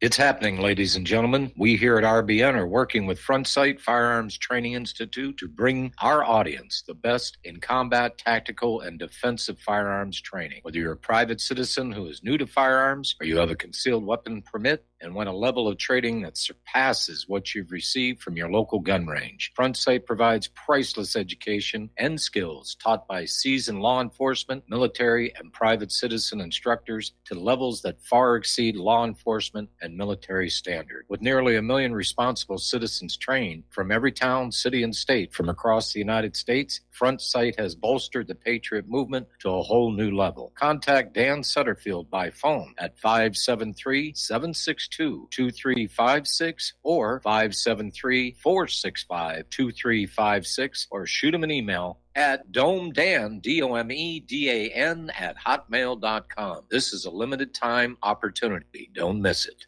Corporate media dominates the American opinion. Finding independent voices that counter this avalanche is becoming increasingly difficult. With the endless corruption running rampant throughout our government, independent voices are needed more than ever to battle the offensive against our freedoms and liberties. As a listener of RBN, no one understands this concept better than you. Now it's up to you to do your part. The time has come for you to take action and begin broadcasting the truth to hundreds or thousands of people every month. Sound impossible? Quite the contrary. With pointed slogans from LibertyStickers.com, you can reach countless sleeping Americans unaware that they live in a real-life wonderland. LibertyStickers.com has a huge inventory of political bumper stickers and messages that reflect the truth about our government, our politicians, and the future of America. With so many in stock, there's one perfect for you. Visit us today at LibertyStickers.com. Again, that's LibertyStickers.com. Do your part. Your voice is important. Let it be heard. Without the right accessories, any guy can be off the mark. Whether you've invested thousands in your arsenal or you own a single trusted firearm, a visit to AROutfitting.com is in order. It's one of the finest online selections of tactical optics and AR parts and add-ons, like EOTech, quick target acquisition with no peripheral loss. Browse the full range of Nikon scopes and binoculars. AROutfitting.com can illuminate your world with Streamlight gun-mounted lights from keychain to large handhelds up to 1,100 lumens. Find some stability with Battenfield tactical bipods. AirOutfitting.com has CMMG gun parts, barrels, assemblies, handguards, part kits, and more. Plus mag-full clips and magazines. I know I've got you excited, so take a breath. Head to AirOutfitting.com. The site's super easy to navigate and features a ton of technical info, including links to manuals. We also welcome vendor and manufacturer inquiries. Remember, if you don't see it, we can get it at AirOutfitting.com. When all this twisted steel was swept away, did these remaining holes reveal what's really happened? And aloha, America. Welcome back to our show. We're going to go back to the phones here to Dan in Tokyo. Aloha, Dan. Welcome to the show. What's on your mind today? Do you mean James in Tokyo, Mike? Yes, James in Tokyo. Hi, Mike. I hope you're doing well. And that lovely harp playing Angel is also doing well. I want to give my thoughts about the Epstein. First, you just had a call from a guy called, I guess, Lenny, and I think he had a basically really great point, is which parents should be smart enough to prevent their kids from getting into this stuff in the first place if their kids tell them, what's going on. In my own life, when my son was younger, a big rock star was letting him use his private gym for free. And I told my son, are you sure this guy's not gay or anything? He's letting you use his gym. And he's like, no, it's not just me. It's a lot of other top martial artists. He lets use his gym. And you're free to come down, use the gym with me, Dad. And, so parents have to have a level of concern. And when they see... I agree. I agree. Kids, and my son was also from a single parent home. He lived with his mom, but he would tell me stuff. So I showed a level of concern, and I think a lot of parents should do that. So I kind of really agree with that guy, Lenny, in a lot of ways. As far as the prosecution against Epstein, I don't believe that this is like Trump cleaning the swamp or this or that. I believe it's that guy Mike Cernovich.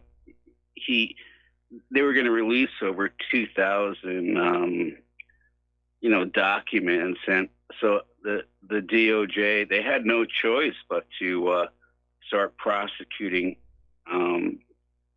Epstein again, to try and cover themselves. Yeah, the Miami Herald forced their hand. After Cernovich, the Miami Herald, absolutely, they forced the hand. So there's basically no choice. And as far as all these people who are going to go down, I don't know about that. I mean, I had this estranged father way back in the 90s who lived in Palm Beach, and I know a lot of guys from at that time. I haven't been there since at that time. But these guys have so much money that they can, well, first of all, I don't know if Epstein is going to get out on bail, but with all his money, he probably will. But they can just delay this case. The guy's 66. He could delay it probably at least 10 years. And that guy, I don't believe he's ever going to see any time in the joint. That is a very real possibility, that the lawyers will simply delay the case until he dies of natural causes, or one of the enraged fathers catches up with him. That's what I think is absolutely going to happen, and that's just my thoughts on the matter. I don't think, now it's become into a whole media circus where the Dems are trying to connect Trump and the Republicans are trying to put Clinton in. Presidents, they don't do any time at all. They might lose their political career, or I think the worst that could ever happen to a Clinton is they might have their assets taken away due to Trump's executive order declaring that anybody who has engaged in human trafficking can have all their assets taken away. They'll probably take Epstein's, a lot of his assets away, but I'm sure the guy has a lot of money hidden. I'm sure that he probably does here. The problem is nobody is accusing the Clintons of being involved in the human trafficking. They're just saying that Bill Clinton took advantage of the situation to, do what Bill Clinton is known to have done his entire life. If somebody was going to go after the Clintons, they would have gone after that foundation, which fails to meet the requirements of a 501c3. And if the IRS were to pull that designation, the Clintons would become personally liable for all those taxes. And that would definitely ruin them. And I got to tell you, nothing makes a rich person suffer more than turning them into a poor person. Absolutely. And I think that's going to be the main thing that's going to happen with all these people. I don't think you're going to see them do time, but I do think that there will be financial repercussions. And that's all I got to say, and I hope your move to, Indiana, I hope that goes well. Yep. hope you have a really good trip and get settled there real nice and be happy and healthy. And thanks for talking to me Thank you again, very Mike. much here. I'll be a lot happier when we're on the far side of it, because it is just so much work and so much money, and it's I may wind up on the other side of the move without any more hair. I gotta try and get you another donation. I've been I just retired a year ago, and I'm trying to get my own life, normalized. But yeah, I gotta keep. I'll start keeping you in mind from August after I get a few more things done, and keep you in mind. And love you a lot, Mike, and give my best to Claire. I certainly Take care, will. man. Thank you very much. We're going to let you go All right, here. later, bro. All right. Well, I'm going to try and get out of this Epstein stuff because it's dominated the show here, and there's a lot of other stuff going on we need to pay attention to. We have another caller on the line. Fred in Iowa. Aloha, Fred. Welcome to the show. What's on your mind? Hi, Michael. I'm going to try to be as brief as I can in the Hegelian dialectic, and I'm going to go out on a limb and say Trump is going to win a second election. Okay, from Walter Weiss at Trump card originally, 2016. This is Bill Clinton's mentor, Carol Quigley, reveals fraud of the two-party system. 2 paragraphs. The argument of 2 parties should represent opposed ideas and policies, one perhaps of the right, the other of the left, is a foolish idea acceptable only to doctrinate and academic thinkers. Instead, the 2 parties should be almost identical so that the American people can throw the rascals out at any election without leading to any profound or extensive shifts in policy. The policies that are vital and necessary for America are no longer subject of significant disagreement, but are disputable only in details of procedure, priority, or method. Now you take the Hegelian dialectic, which is thesis, antithesis, and synthesis. Yes. And why the greatest asset for the reelection of Trump is the Democratic Party. At the moment, Because that they does are- seem to be true. They are so bizarre and everything. Even a lot of they're going to turn off a lot of so-called liberals and leftists. Well, that's the Hegelian dialectic, and people call that. And right now, what are they talking about? That pedophile, anyhow. And we hear this day in and day out. We month after month, year after year. Forget trying to talk who's the biggest rear end, because our government and the people that control the earth are under the dragon. And that is Satan. That is the devil. And prepare for it. It's going to get rough. Okay, thank you. Have a good day, my friend. All right, And, thanks an good awful luck. lot. Fred, we're going to let you Bye. go here. The phone lines are open. All right, well, needless to say, a spokesperson for Bill Clinton has come on out saying that he only rode on Epstein's jet, the Lolita Express, just 4 times, and he never actually went to the island. But as one of our callers pointed out, investigative journalist Conchita Sarnoff said, Bill Clinton is lying. No big surprise there. And again, she's relying on the pilot's logs. And that is something that Bill Clinton obviously was not thinking about, because pilots log everything, including the passenger manifest, especially if you've got important people there. And according to the pilot's logs and other documentation, Bill Clinton flew on the Lolita Express 27 times.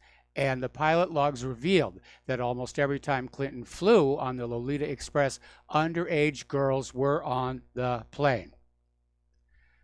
So anyway, we already talked about globally here. Now, interestingly enough, the new indictment against Epstein doesn't mention his island, doesn't mention the Lolita Express. It's very narrow in scope. And basically that may have been done to try and protect some very important people. So it looks like some important people will be spared unless Epstein exposes them himself in a bid to reduce his sentence, which we're hearing about here.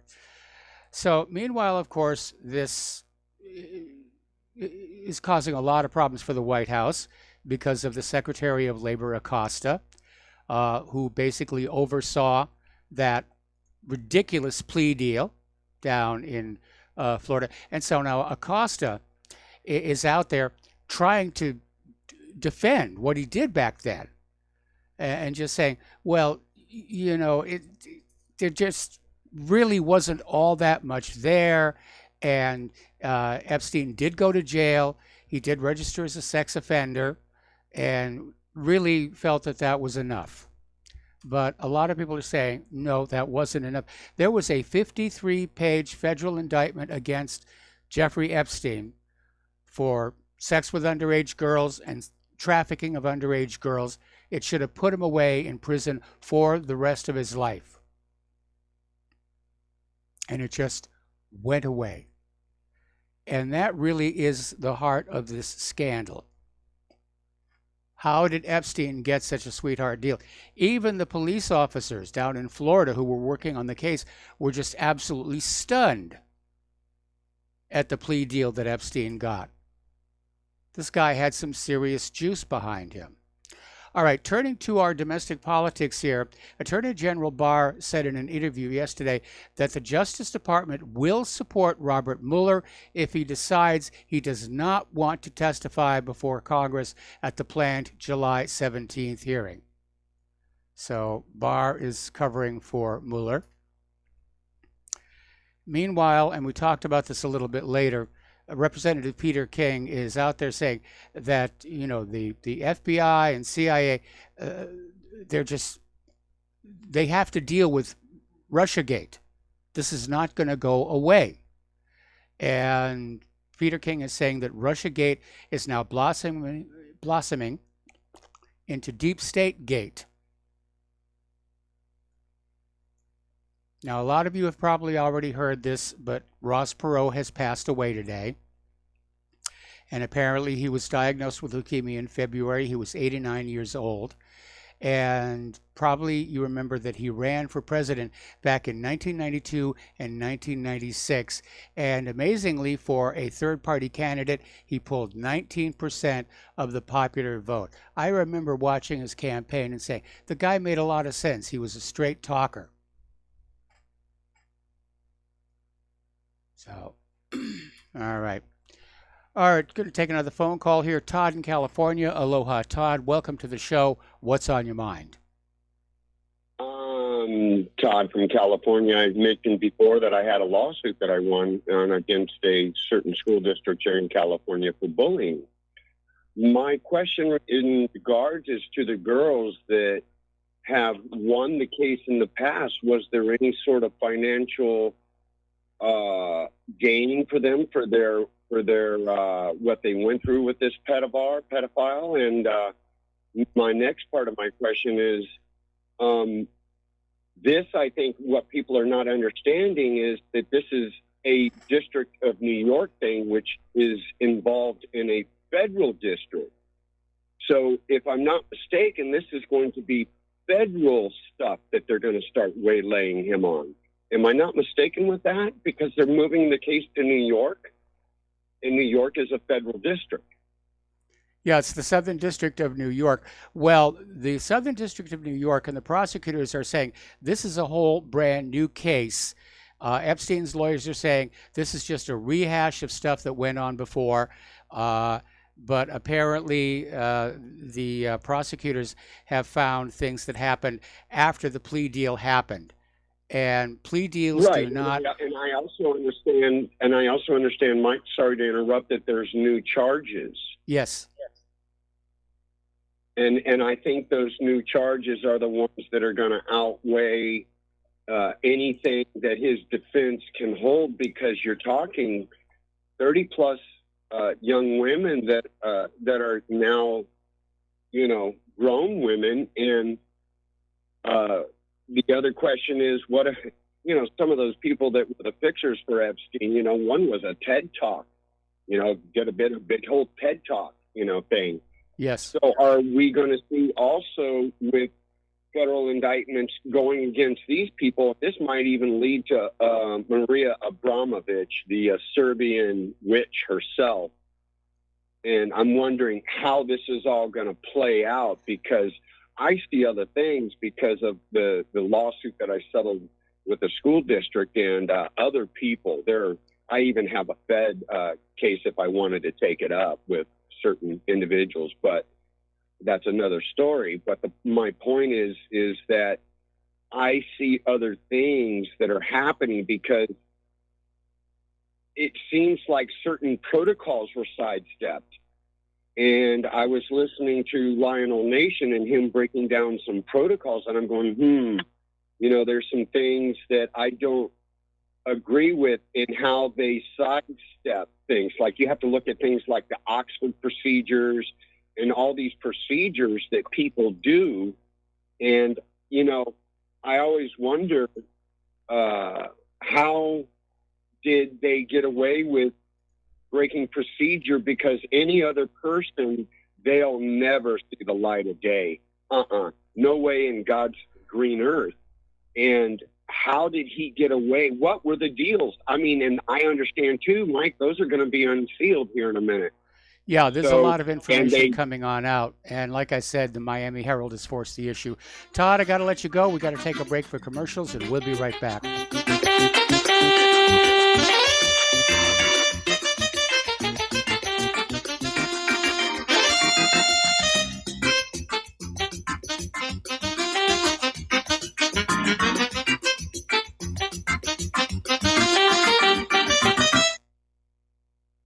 Tired of being lied to by mass media? It's growing more and more apparent today that news is received less and less through standard media outlets. Even with a growing audience every day, RBN is beginning to direct more efforts into social media. Social media and the use of the internet is fast becoming the primary source of people for news, regardless of demographic. RBN has set out to provide some of the best news on the internet through republicbroadcasting.org, and also has begun to use the tools to our advantage by way of social media. Republic Broadcasting is now operating a Facebook page to function as yet another avenue to have our collective voice reach new audiences across not only America, but across the globe as well. The Facebook page features not only news, but also an RBN player to listen to our broadcasts.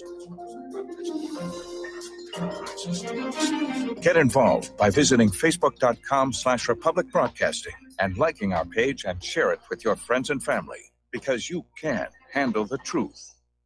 Extend your life with Extendovite. When your doctor tells you you have bad cholesterol or blockages in the arteries, what do? When diet and exercise is not enough, we try medications and hope for the best. For the last 2 decades, I have been telling people about a natural method to help solve these problems and more. Extendovite can help maintain cardiovascular health and lower blood lipid levels in adults. The 7 herbs in Extendovite are known to work together synergistically to get the results we hope for. There are many testimonials on Extendovite's effect on circulatory-related ailments. Get Extendovite today to start your journey back to a healthier life.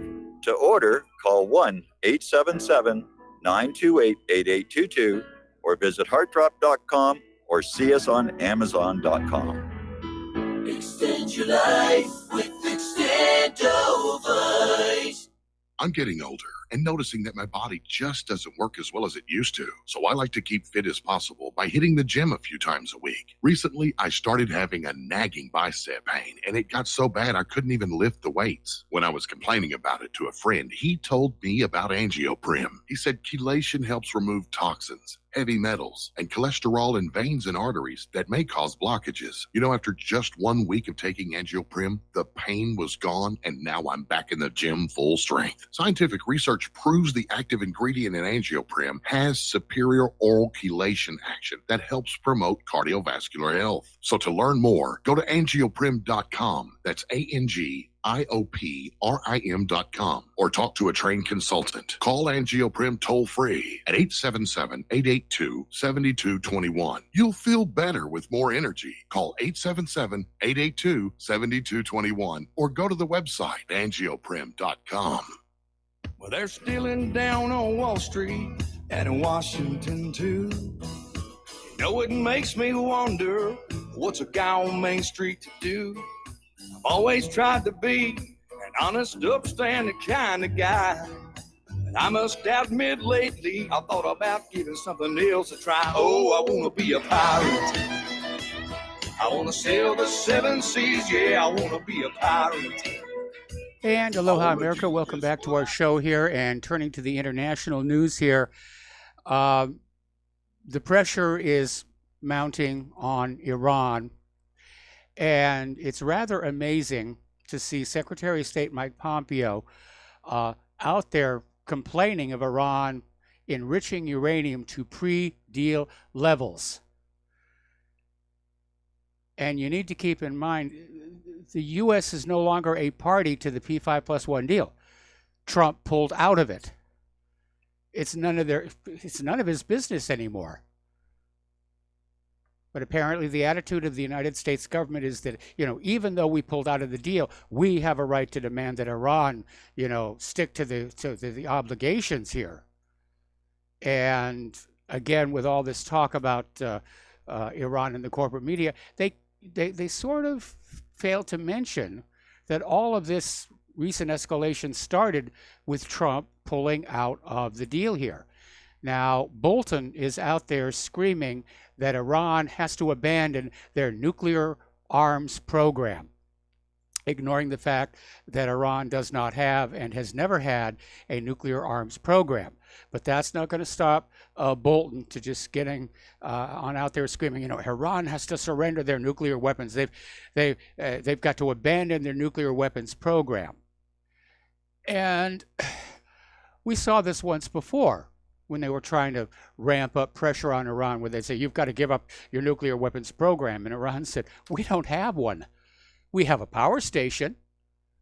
See this little switch on the wall, push it up, the light goes on. Push it down, the light goes off. That's what we're doing with our nuclear technology, as we are allowed to do under the Nuclear Non-Proliferation Treaty. Meanwhile, here in the United States, the corporate media is basically spinning that Iran's violation of the nuclear deal signals that Iran is rushing to produce a nuclear weapon. Oh, they're going to have a nuclear weapon here in 3 weeks. We've been hearing Israel scream that for 30 years now. But that's going to be the new thing. We've got to attack Iran. They're building a nuclear weapon. Yes, we lied to you about Saddam's nuclear weapons, and yes, we lied to you about Assad's sarin gas, and yes, we lied to you about Pearl Harbor being a surprise, and we lied to you about the Spanish mine in Havana Harbor, and we lied to you about the Gulf of Tonkin, we lied to you about the Lusitania not smuggling weapons to Great Britain, but this time you can really, really believe us when we tell you that Iran is building a nuclear weapon, and we have to go on in there. Little bit of a problem, though.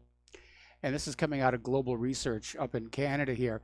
Apparently, within the U.S. command structure, there is a concern that a conventional war against Iran may not be winnable. And if you look at this plan to just sort of conquer all of the resource-rich areas of the world, the first time you lose a war, that's it. That's the end of the whole plan. It all falls apart. That's why they won't admit that they got kicked out of Afghanistan. It is a withdrawal with dignity, I guess is what they're calling it now. We got to take a break for station identification. Back with hour number 3 after these few words.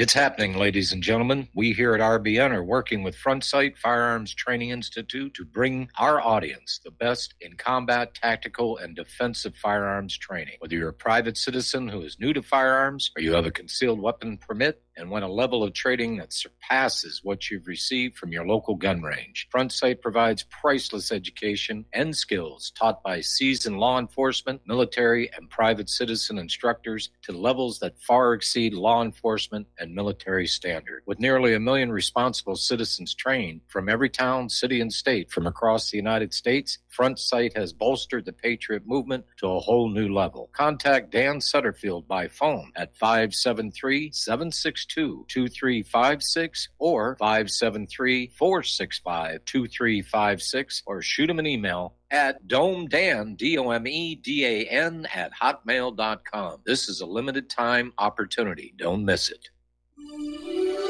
This is RBN, the Republic Broadcasting Network.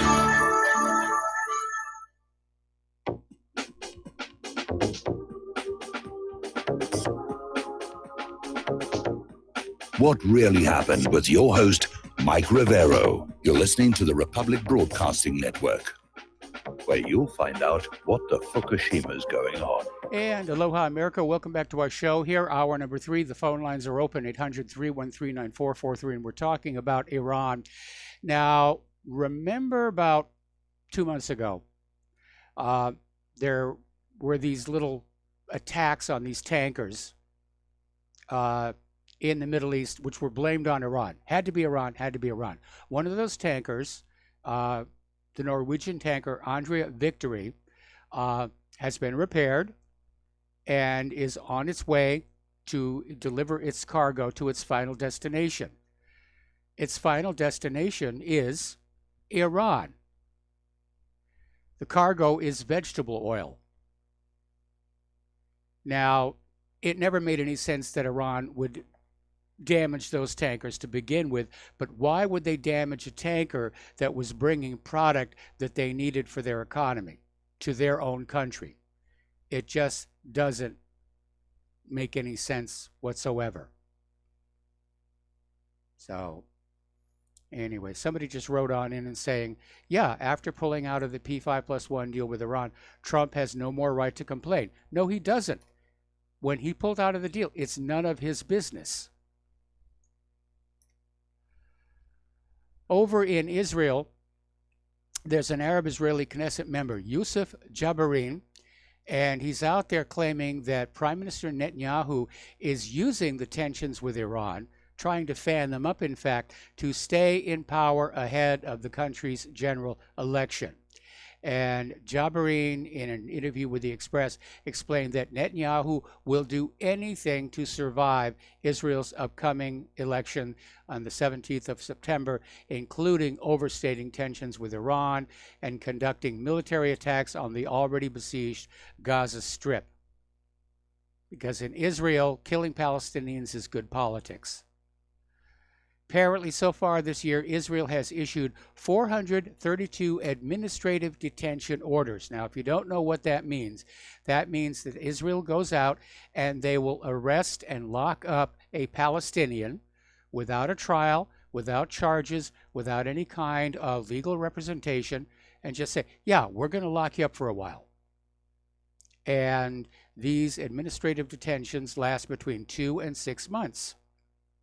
And this is a clear violation of international laws and conventions to just grab somebody and lock them up.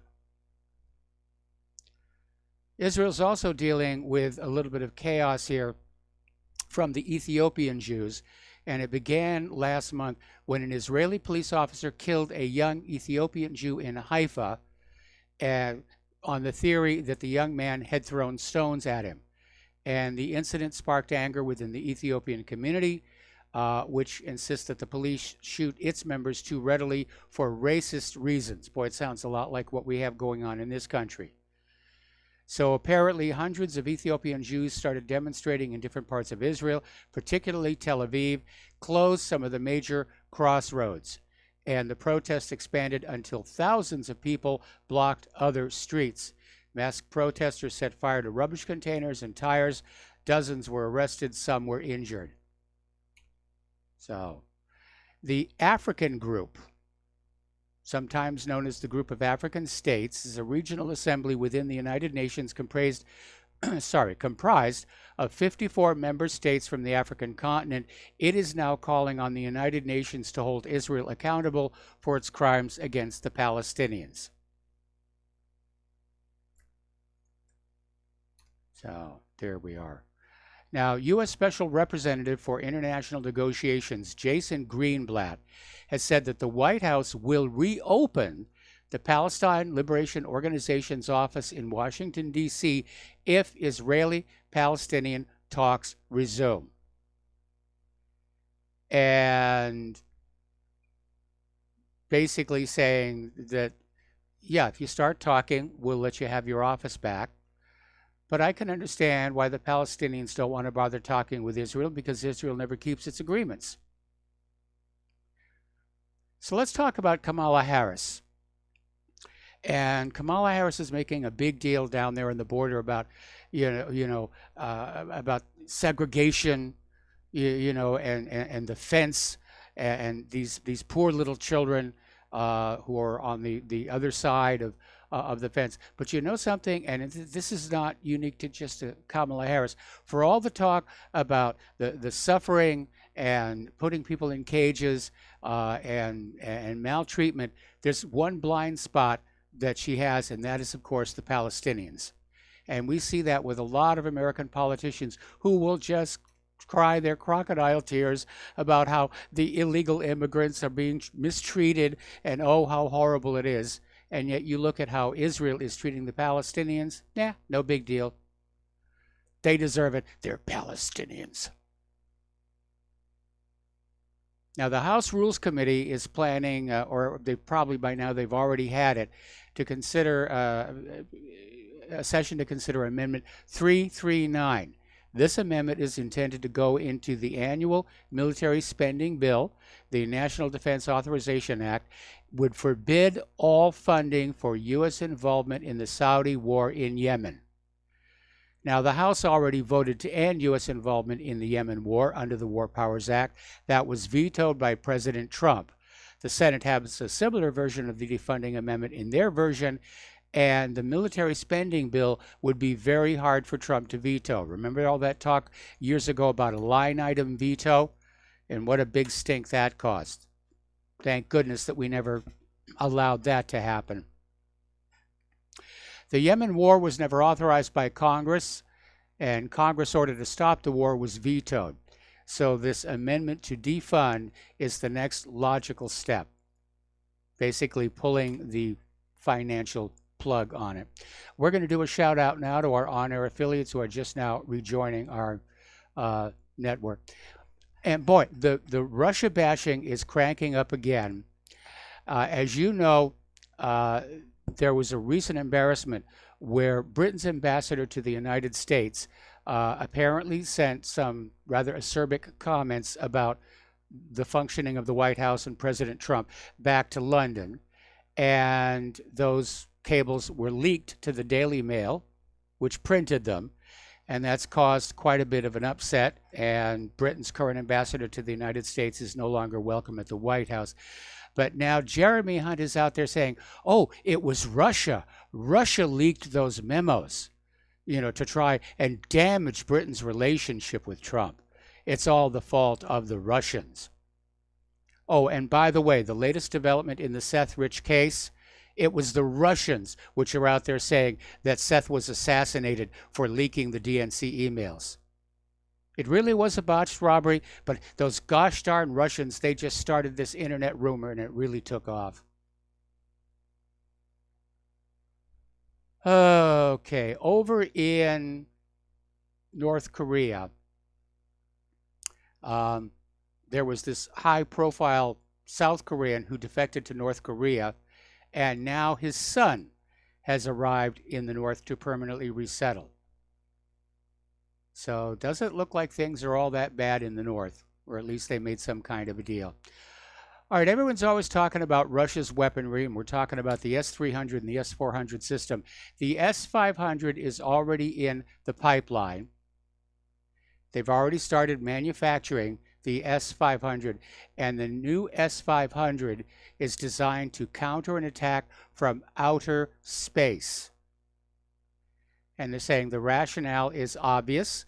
The boundaries between air and space are being blurred. The aerial enemy is becoming an aerospace enemy.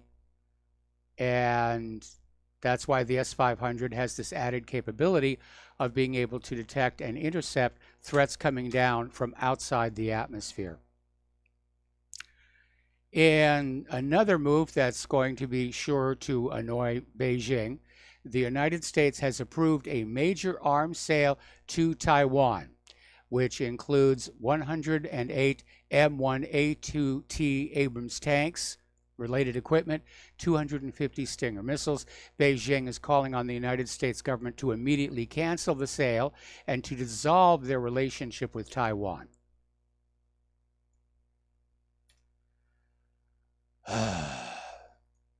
They're not going to be happy until there's a shooting war going on. It's another reason Claire and I are getting off this rock. I mean, I love the view out this window. I've got a gorgeous, gorgeous view of Pearl Harbor. You know, if I lean over this way, I can see Diamond Head. If I lean that way, I can see Electric Bay. But it's a ringside seat to a first strike nuclear target if this thing gets out of control. And when we're planning on living in Indiana, no real targets around there. We may see a flash of light in the distance, and that will be that. All right, turning to the economic news here, and we reported this toward the end of yesterday's show here. Deutsche Bank employees are leaving the New York office with these white envelopes and their belongings after Deutsche cuts 18,000 jobs across the world. Their shares have plunged more than 5%, and apparently they have sacked workers in New York, Sydney, Hong Kong, and London. And this is one of the biggest overhauls to an investment bank since the aftermath of the 2008 financial crisis. Now, a lot of people are watching what's going to happen to Deutsche Bank because they could be the first domino in a major global economic downturn. And a lot of people are already drawing parallels between Deutsche Bank and Lehman Brothers.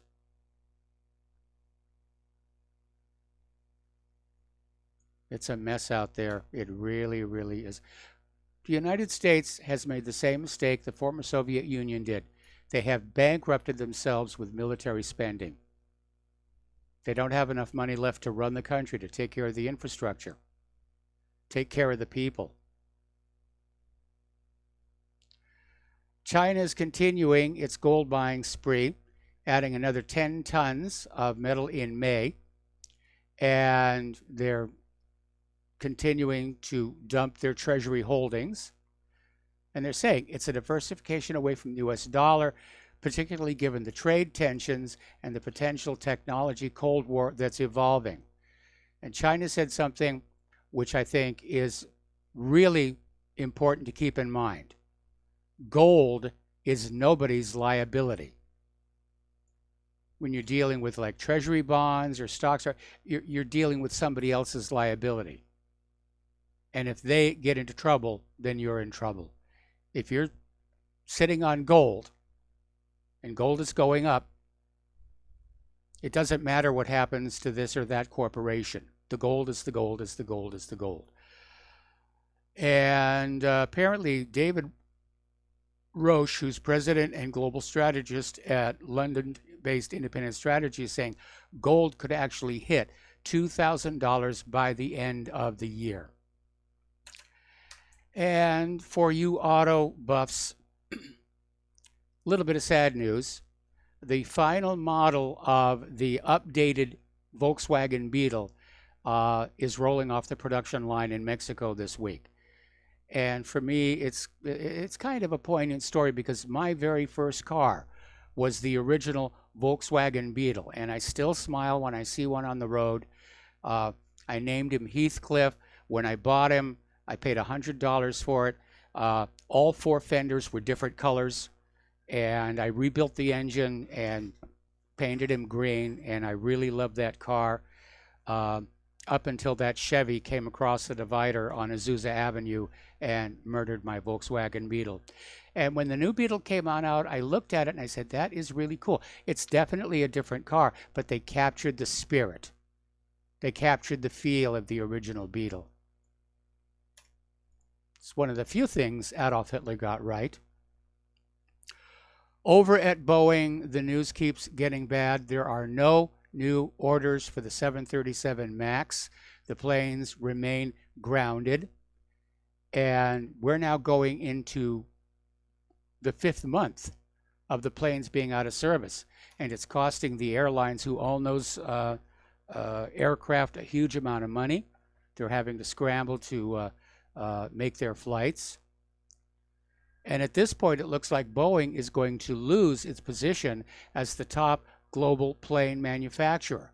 Deliveries have plunged 37% so far this year.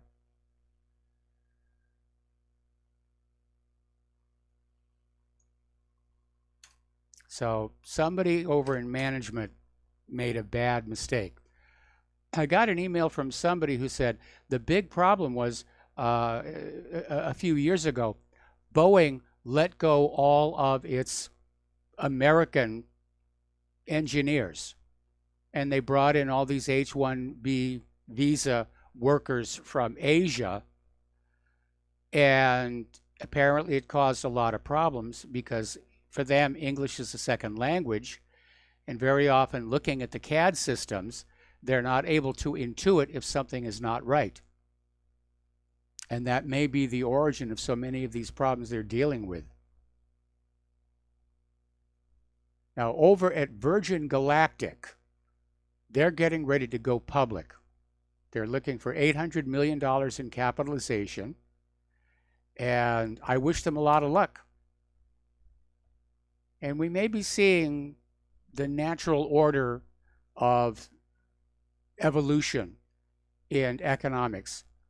Old company becomes fossilized, becomes arrogant, becomes stilted, stops producing great product, goes out of business. New company comes along with new ideas, fresh ideas, and takes off.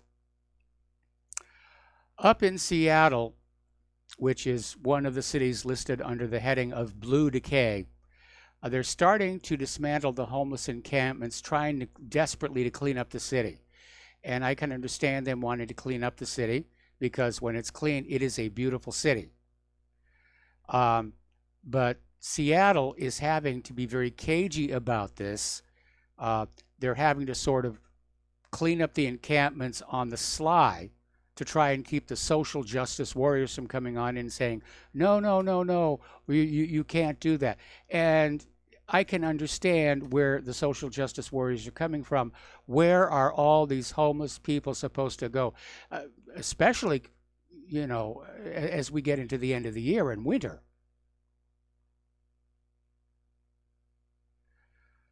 Now, over at Fox News, they had this guest host. They were talking about the economy and the job situation. So this guest host, Pete Hegseth, came on out with this comment, "Thank God we live in the kind of country where you can work multiple jobs." And he said, you know, how many people do you know who do something, then maybe in their free time they drive an Uber or they do something else to bring in extra cash? Thank God we live in the kind of country where we have the innovation and flexibility where you can bring in money from different places and do different things. Talk about being out of touch. I remember George W. Bush was talking to this lady, you know, about jobs and economy, and she just blurted out she was having to work 3 jobs just to make ends meet, and all Bush could say was, well, my goodness, isn't that wonderful?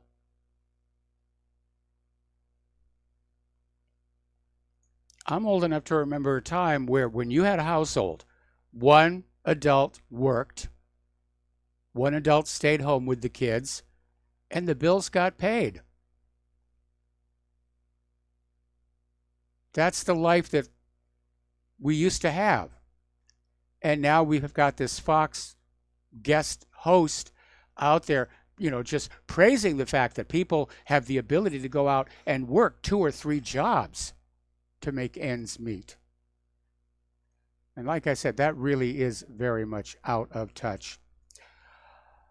Okay, down on the border, apparently 2 Marines have been arrested for smuggling illegal immigrants near the southern border. And they were caught about 10 a.m. last Wednesday by Border Patrol agents while driving 3 illegal immigrants on Interstate 8 in Jacumba Hot Springs, 7 miles north of the borders. And the passengers admitted to authorities they were Mexican citizens in the country illegally.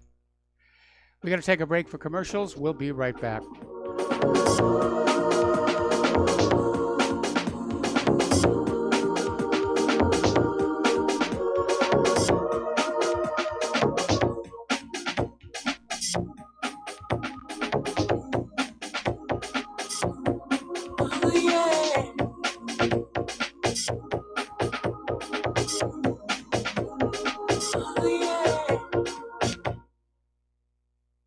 It's happening, ladies and gentlemen. We here at RBN are working with Front Sight Firearms Training Institute to bring our audience the best in combat, tactical, and defensive firearms training. Whether you're a private citizen who is new to firearms or you have a concealed weapon permit and want a level of training that surpasses what you've received from your local gun range, Front Sight provides priceless education and skills taught by seasoned law enforcement, military, and private citizen instructors to levels that far exceed law enforcement and military standard. With nearly 1 million responsible citizens trained from every town, city, and state from across the United States, Front Sight has bolstered the Patriot movement to a whole new level. Contact Dan Sutterfield by phone at 573-762-2356 or 573-465-2356 or shoot him an email at domedan, DOMEDAN @hotmail.com. This is a limited time opportunity. Don't miss it.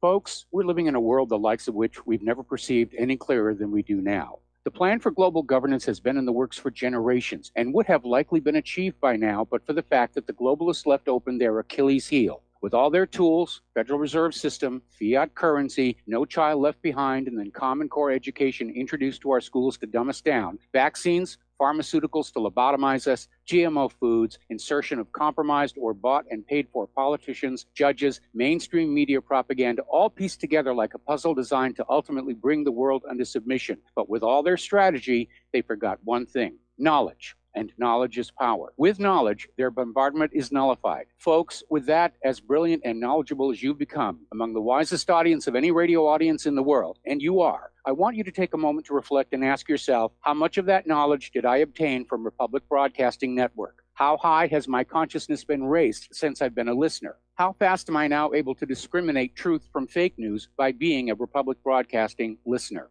How clear am I now able to see the world since I've been listening to RBN? Ask yourselves those questions, folks. Then ask yourself, what is that knowledge worth to me? Like my morning coffee, how would I survive without it?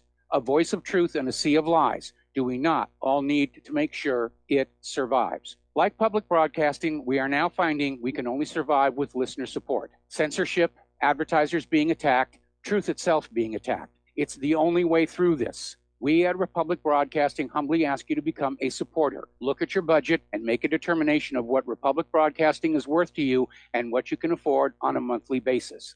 Go to republicbroadcasting.org and pledge 20, 30, 40, 50, if possible, 100 a month or more if it's affordable. Click the donate button and become a regular monthly donor. Assure both us and yourself that Republic Broadcasting truth will continue to flow like that morning coffee. The network thanks you. We will not go down in the night without a fight. You can burn up our mosques and our homes and our schools, but our spirit will never die. We will not go down in Gaza tonight. And aloha, America. Welcome back to our show here. We're talking about immigration and border issues. And again, the corporate media, is just out there trying to redefine things. Originally, it was illegal immigrants, and they said, oh, you can't say illegal immigrant. That that's got negative connotations. So say undocumented alien. That's the new term, undocumented. Well, now, of course, that's got a negative connotation. So the Associated Press has come up with a new term, okay? And they used it in a story last week about a Mexican gang member convicted of murdering 21-year-old Grant Ronnebeck for some cigarettes. And the Associated Press's new term for illegal immigrants is a citizen of Mexico who has lived in the United States without authorization.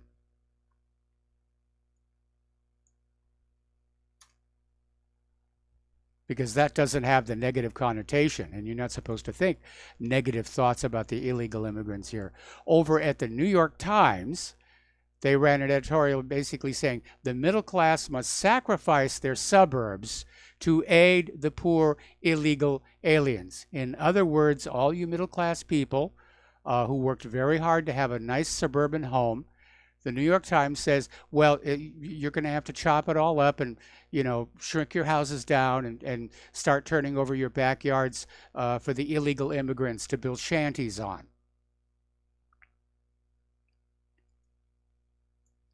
Now, pardon me, the good news is Immigration and Customs Enforcement is now ready to deport 1 million illegal immigrants, and they're saying the raids are going to start imminently.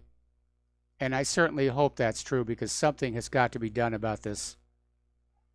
If that Yale MIT study is correct, we have 26 million illegal immigrants in this country, many of which are on assistance programs, others of which, of course, are competing with legal American citizens for employment. Many of them are criminals. Many of them are carrying contagious diseases which had previously been eradicated in this country. It's an economic disaster. It's a health disaster. And yet the liberals think this is just wonderful. Oh, this is just wonderful. One world, one planet, one disease.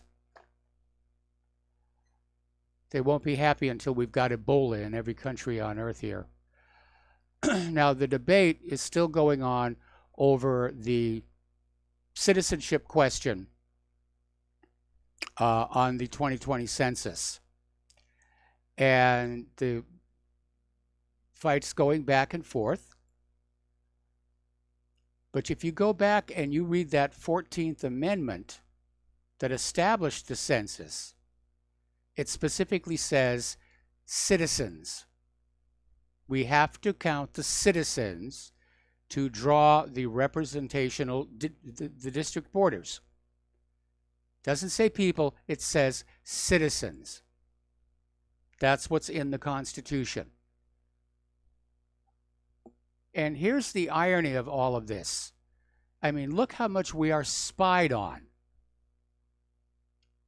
Their government reads our emails, they're listening to our phone calls, they're watching us through TV cameras, they've got our medical records, our financial records. They know everything about us except our citizenship. That's the one area that is now off limits. That's the one piece of information that is still considered private, is your citizenship. Alrighty. This just gets weirder and weirder. Apparently, during the recent Democratic debates, leftist politician Julian Castro stated that he fully supports the government providing free abortions for transgender women. Now, think about that very slowly. He's basically saying that biological men who pretend to be women should receive free government-sponsored abortions.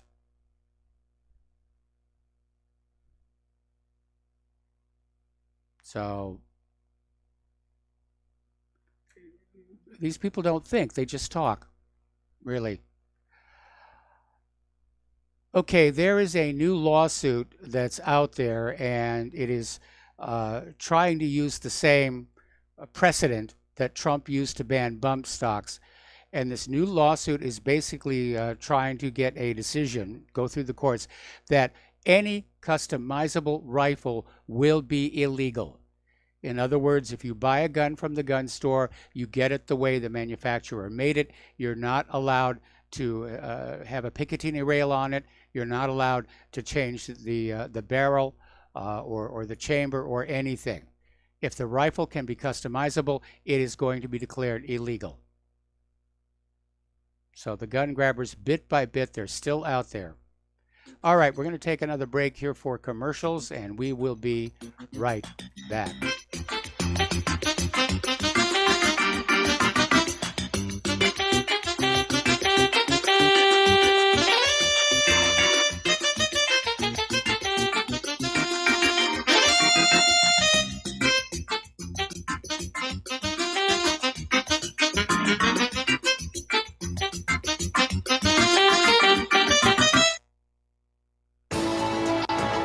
You are tuned in to the Republic Broadcasting Network. Visit our website by going to republicbroadcasting.org.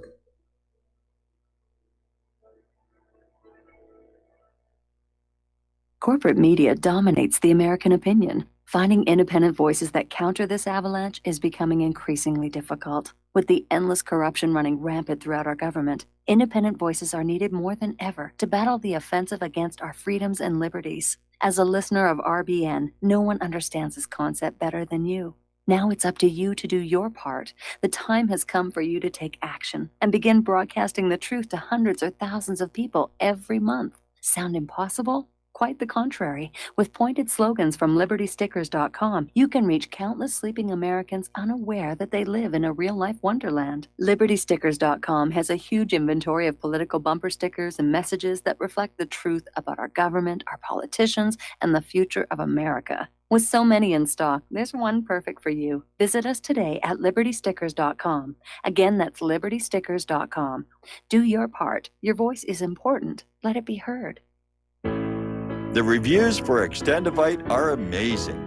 Here are some from Amazon. September 2018. Extendivite works in keeping my blood pressure in the normal range. I've been using Extendivite for many years now. May 2018. Great product. I use regularly and I rarely get sick. March 2018.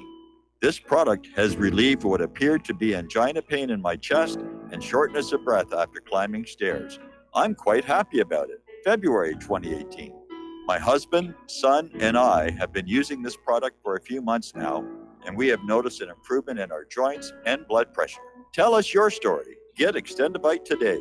To order, call 1-877-928-8822. That's 1-877-928-8822, or visit heartdrop.com. Extend your life with Extendovite. It's happening, ladies and gentlemen. We here at RBN are working with Front Sight Firearms Training Institute to bring our audience the best in combat, tactical, and defensive firearms training. Whether you're a private citizen who is new to firearms, or you have a concealed weapon permit and want a level of training that surpasses what you've received from your local gun range, Front Sight provides priceless education and skills taught by seasoned law enforcement, military, and private citizen instructors to levels that far exceed law enforcement and military standard. With nearly 1 million responsible citizens trained from every town, city, and state from across the United States, Front Sight has bolstered the Patriot movement to a whole new level. Contact Dan Sutterfield by phone at 573-762-2356 or 573-465-2356, or shoot him an email at domedan, DOMEDAN, @hotmail.com. This is a limited time opportunity. Don't miss it.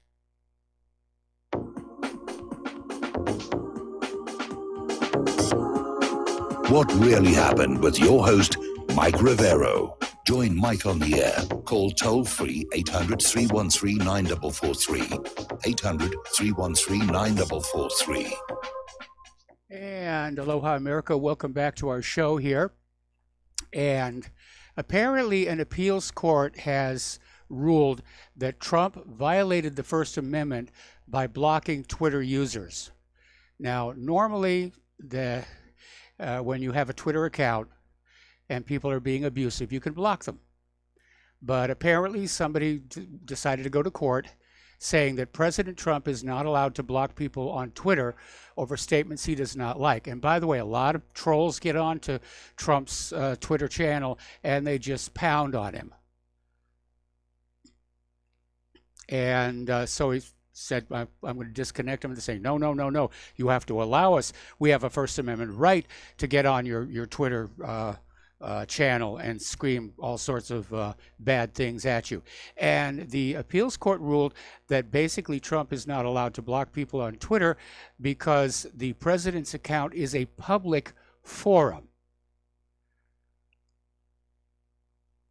Okay. Well, sauce for the goose, isn't Facebook a public forum? And if Facebook is blocking people, shouldn't they be taken to court? Now, here's where it gets really kind of murky, because everybody who's screaming about all the censorship that's going on over in corporate social media, the reply is, well, it's a private company. The First Amendment doesn't really apply. Really? Twitter's a private company. So it looks to me like the courts are just sort of ad hoc creating the laws as they go along here. All right, there is this big social media summit that's getting ready to happen at the White House. It's about time. It's way overdue. Facebook is still whining that they have not yet been invited. But apparently the White House has invited James O'Keefe from Project Veritas over their recent Google expose. So that's a very, very positive sign. So go get him, James. All right. The Privacy and Civil Liberties Oversight Board, PICLOB, I guess, is saying it's ready to tackle another big review of government surveillance and overreach. Now, the Privacy and Civil Liberties Oversight Board is an independent agency in the executive branch. Their last report came out in 2014, was a report on warrantless surveillance of the internet by the U.S. intelligence community. Now, the Electronic Frontier Foundation is saying, great that the Privacy and Civil Liberties Oversight Board is going to look into this, but it's not like they've really done all that much in the past. So don't get your hopes up here. There's been a new development in the Julian Assange epic, if you will. And Swedish prosecutors have announced that they will not be issuing a European investigation order to interview Julian Assange, saying it's not in the cards. Now, they've had this arrest warrant hanging over him for 7 years here. And according to Sweden's Deputy Director of Public Prosecutions, Eva Marie Persson, they're saying it's not in the cards to issue the order. For now, we'll be analyzing evidence before making a decision regarding procedure. Now, only 2 months ago, she was out there screaming that she wanted to have a European arrest warrant and start the extradition process up to Sweden. And it looks to me like somebody made a phone call, and the decks are now being cleared to bring Assange back to the United States of America to make a hideous example out of him for daring to point out where the U.S. government was lying to us all. Black Lives Matter has finally done something I agree with. They have formed an activist coalition with the teachers union out in Los Angeles to basically end the practice of random searches of students in the public schools. And this is a policy that's been around for nearly 26 years. And I'm actually in agreement with this. If there's probable cause to search somebody, you search them. But just random searches of students, that's dehumanizing. I was opposed to it.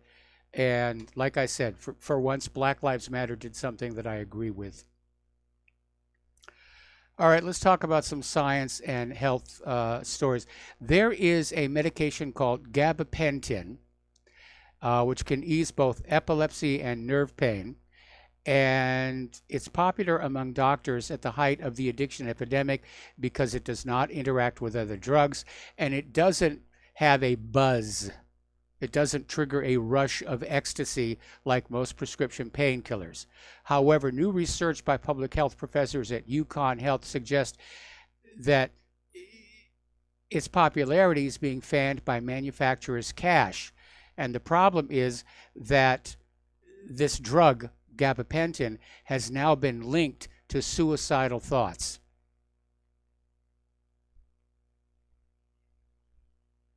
Just amazing. Okay. I think I mentioned this briefly yesterday, but it's worth mentioning it again. The current flu vaccine has failed, yet again. Apparently, a new wild strain appeared halfway through flu season. That's evolution. Right there in front of you. For those of you who say evolution is a myth, there it is. A new wild strain of flu virus evolved to be immune to the flu vaccine. So it's not really going to work, and it's a waste of time to get it here.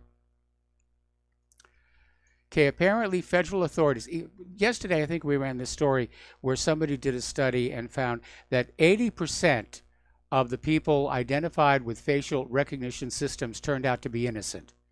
That's an 80% failure rate. And of course, we've got no way of knowing how many guilty people got past the systems undetected.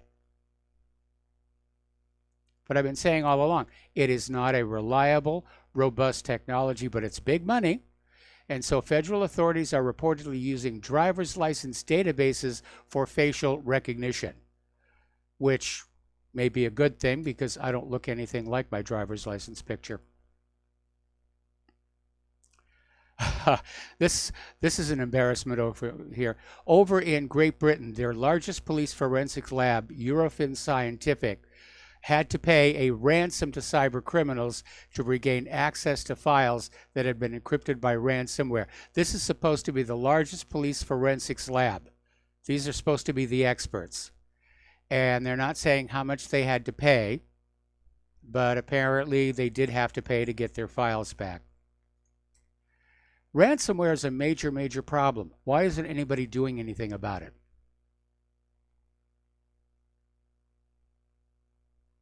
Is it another one of those intelligence-connected operations where, oh, you can't touch it, they're connected to intelligence? It's more off-the-shelf funding. That was a favorite expression by the Central Intelligence Agency back when they were starting to get into drug running, back during Vietnam. It was politely called off-the-shelf funding, meaning it didn't come from Congress, and what they did with it was therefore not subject to congressional oversight. For you Android users, apparently over 1,000 Android apps will harvest your data even if you deny it permission. This was revealed in a presentation at PrivacyCon. This is a conference hosted by the U.S. Federal Trade Commission in late June. And the study sample contained some 88,000 apps from the Google Play Store. Researchers then investigated their data transfer process after the user denied them permission to access data, and they found that 1,325 of them used workarounds to circumvent the denial in order to collect data from sources across the phone's software. In other words, the creators of these apps are deliberately evading the denial system. They're cheating. And we're not talking cyber criminals here. We're talking about professional app developers.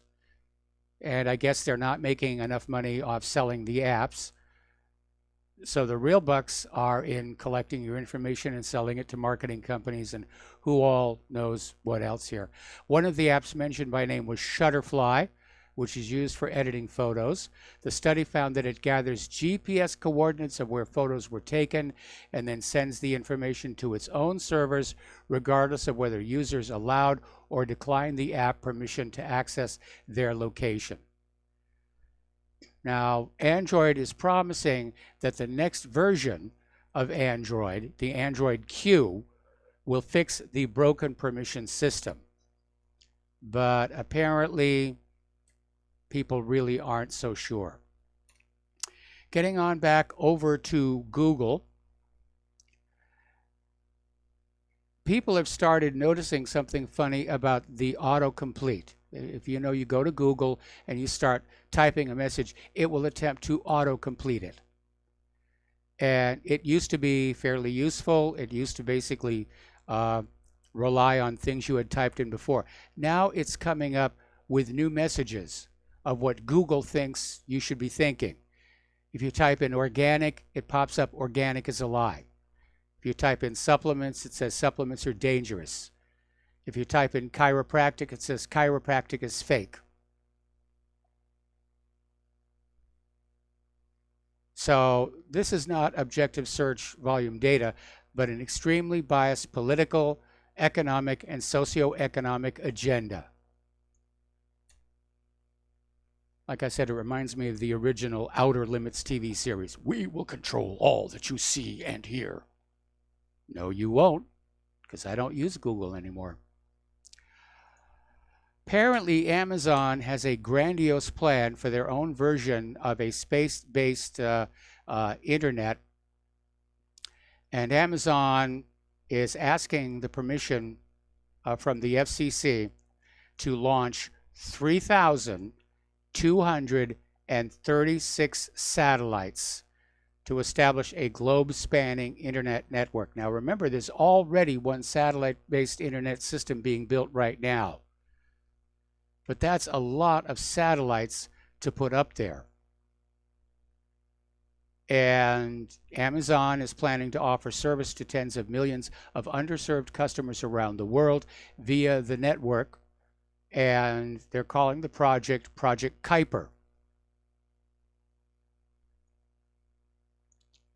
There's already a lot of junk up there.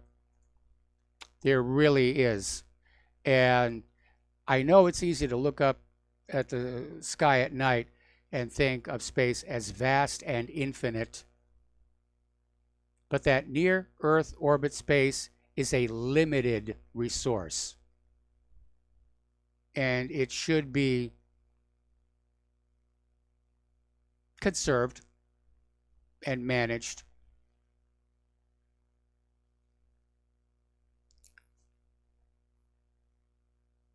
So we've already had cases of satellites colliding in orbit.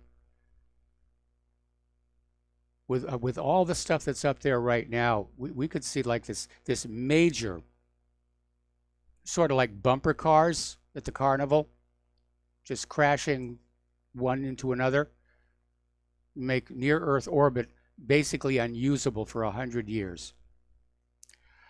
All right, so let's talk about Notre Dame. It was a terrible tragedy when that roof caught on fire. And of course, in the days after it happened, a lot of very wealthy people got a lot of headlines by promising all kinds of donations to repair Notre Dame. And there was a total of 850 million euros that were promised. And according to the city's Catholic Archbishop, only 38 million of the promised 850 million has actually been received. That's less than 5% of the amount promised. Well, God is going to get you for that one. Thou shalt not bear false witness. You're going to be in a lot of trouble. There is a new storm system forming in the Gulf of Mexico. And right now it just has a code number, 92L. But it is likely to be a tropical storm in the Gulf of Mexico by Saturday. And looking at the projected map of travel, it's just going to go right up the center of the United States, right into Tennessee and even Indiana. So we'll see what's going to happen on that one. All righty. Now, back in 1610, Galileo was able to determine how fast the sun rotates through the simple expedient of using a telescope to project the sun onto a card. You don't look at the sun directly through a telescope. And he would simply mark the sunspots on the card. And after a while, you had enough of the sunspots plotted where you could calculate the sun's orbital speed. And by the way, just to be technically correct, the sun actually spins a little faster at the poles than it does at the equator, but I digress. Science teachers this year are having a problem trying to repeat that experiment. There are no sunspots. And so NASA has now announced officially that the solar minimum has arrived. So that will be kind of interesting on that one. Here's an interesting little story, and it shows you how smart animals can be. Apparently there was this farmer who decided to take 2 bags of corn, one was GMO and one non-GMO, and he just set them down in a workroom, and mice broke into both bags, but after a few bites of the GMO corn, they stopped eating it. They completely devastated the non-GMO corn. They wouldn't touch the GMO corn. And it's not just mice.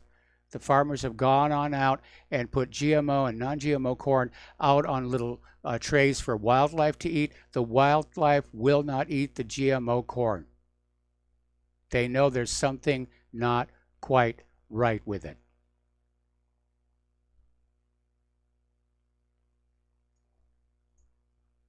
Now, it was reported earlier in the week there was some massive earthquakes out in California. 7.1 on Friday, 6.4 on Thursday.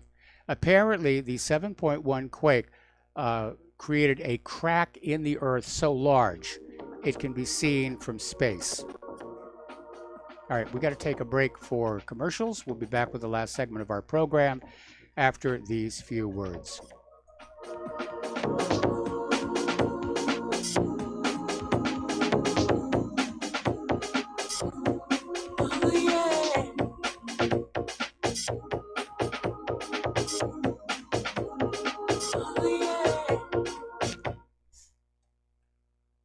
Homeowners, are you in foreclosure, expecting to be served with a foreclosure lawsuit, or suspect your lender has coerced you into an illegal mortgage transaction? A huge number of mortgages made in the last 10 years have legal issues and are possibly defective. State laws and the U.S. Supreme Court have upheld that defective mortgage documents are grounds for foreclosure defense and for counterclaims in favor of the homeowner. If your mortgage has been sold or assigned since closing the loan, it may be defective and you may be paying the wrong party, and the lender may not have standing or the right to foreclose or collect payments under the law. If you would like to know if your mortgage is legal or not, or know if you are paying the right party, we can help. Our initial consultations are free of charge. We are not attorneys. We are legal researchers and work closely with experienced lawyers who know how to help you find the evidence to help you keep your home. Call toll free 1-855-2-KEEP-IT. That's 1-855-2-KEEP-IT today. Without the right accessories, any guy can be off the mark. Whether you've invested thousands in your arsenal or you own a single trusted firearm, a visit to AROutfitting.com is in order. It's one of the finest online selections of tactical optics and AR parts and add-ons, like EOTech, quick target acquisition with no peripheral loss. Browse the full range of Nikon scopes and binoculars. AROutfitting.com can illuminate your world with Streamlight gun-mounted lights from keychain to large handhelds up to 1,100 lumens. Find some stability with Battenfield tactical bipods. AROutfitting.com has CMMG gun parts, barrels, assemblies, handguards, part kits, and more, plus mag-full clips and magazines. I know I've got you excited, so take a breath. Head to AROutfitting.com. The site's super easy to navigate and features a ton of technical info, including links to manuals. We also welcome vendor and manufacturer inquiries. Remember, if you don't see it, we can get it at AROutfitting.com.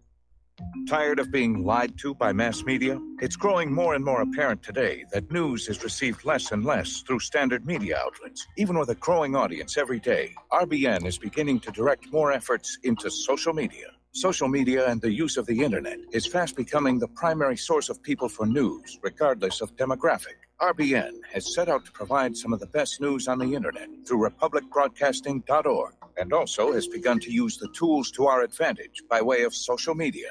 Republic Broadcasting is now operating a Facebook page to function as yet another avenue to have our collective voice reach new audiences across not only America, but across the globe as well. The Facebook page features not only news, but also an RBN player to listen to our broadcasts. Get involved by visiting facebook.com/Republic Broadcasting and liking our page and share it with your friends and family, because you can handle the truth. Some are maxed out all their credit cards. Some are working 2 jobs and living in cars. Minimum wage won't pay for a roof, won't pay for a drink. If you gotta have proof, just try it yourself, Mr. CEO. See how far $5.15 an hour will go. Take a part-time job at one of your stores. I bet you can't make it here anymore. And aloha, America. Welcome back to our show. Last segment of our program today, and skipping on back to the Jeffrey Epstein case. This story just came on out over at Information Liberation. According to best-selling author Vicky Ward, apparently when Alex Acosta was being considered for labor secretary, he was asked about the plea deal for Jeff Epstein. And you know, I mean, obviously being so bogus, was it going to be a problem? And Acosta said that basically back in the day, he'd had just one meeting on the Epstein case. And he said, and this is a direct quote, he had been told to back off, that Epstein was above his pay grade. Quote, I was told Epstein belonged to intelligence and to leave it alone. And apparently the Trump transition team said, yeah, that's going to be okay. So I remember earlier in the show, I said, the guy is spooky. Yep. This guy was running an intelligence operation. Remember when I said he's sounding more and more like Clay Shaw, for those of you who study the John F. Kennedy assassination. So, yeah, there we have a confirmation right there. And apparently Vicky Ward talked about the case yesterday on Democracy Now! So apparently over at the Memory Hole, they have more information about which intelligence agency may be behind Epstein. Epstein's pals include heads of state, entrepreneurs, academics, and research scientists, celebrities, numerous beautiful women, notably Ghislaine Maxwell, daughter of media mogul Robert Maxwell. Robert Maxwell, head of the Mirror Group newspapers, was alleged to be a Mossad agent by Seymour Hersh in his 1991 book on Israel's nuclear program, The Samson Option. Maxwell denied the charge and sued Hersh for libel, but he died in November 1991. The lawsuit died with him. Hersh countersued and eventually received an apology and a settlement. So, I mean, basically, Acosta told the Trump transition team that he himself was told Jeffrey Epstein has connections to the intelligence agencies and that he had to be left alone. He's an untouchable, like the Clintons. What a mess. Well, if that really is true, then I'm afraid Dustin is right, and we're not likely to see anything happen. But it is entertaining to watch. And, of course, the big question, I mean, the media is giving this a lot of coverage. So what are we being distracted from? If they're giving this story a lot of coverage, I mean, certainly making the Democrats look really bad. And it's going to make it very, very difficult for Hillary to run, to decide to step in next year if she indeed she's going to do that. Anyway, there's the music. Time for me to get on out of here and get something useful done with the rest of the day. Stay tuned for John Stedmiller. I'm sure he's got lots of interesting things to share with you. Please take what you learn here, share it with everybody that you know. Use email, face-to-face. Forget about social media. It is completely, totally controlled. Right out of George Orwell, 1984, and Winston Smith. Please donate to Republic Broadcasting. They need it. Please donate to whatreallyhappened.com. We need it. We'll be back tomorrow. Aloha, America.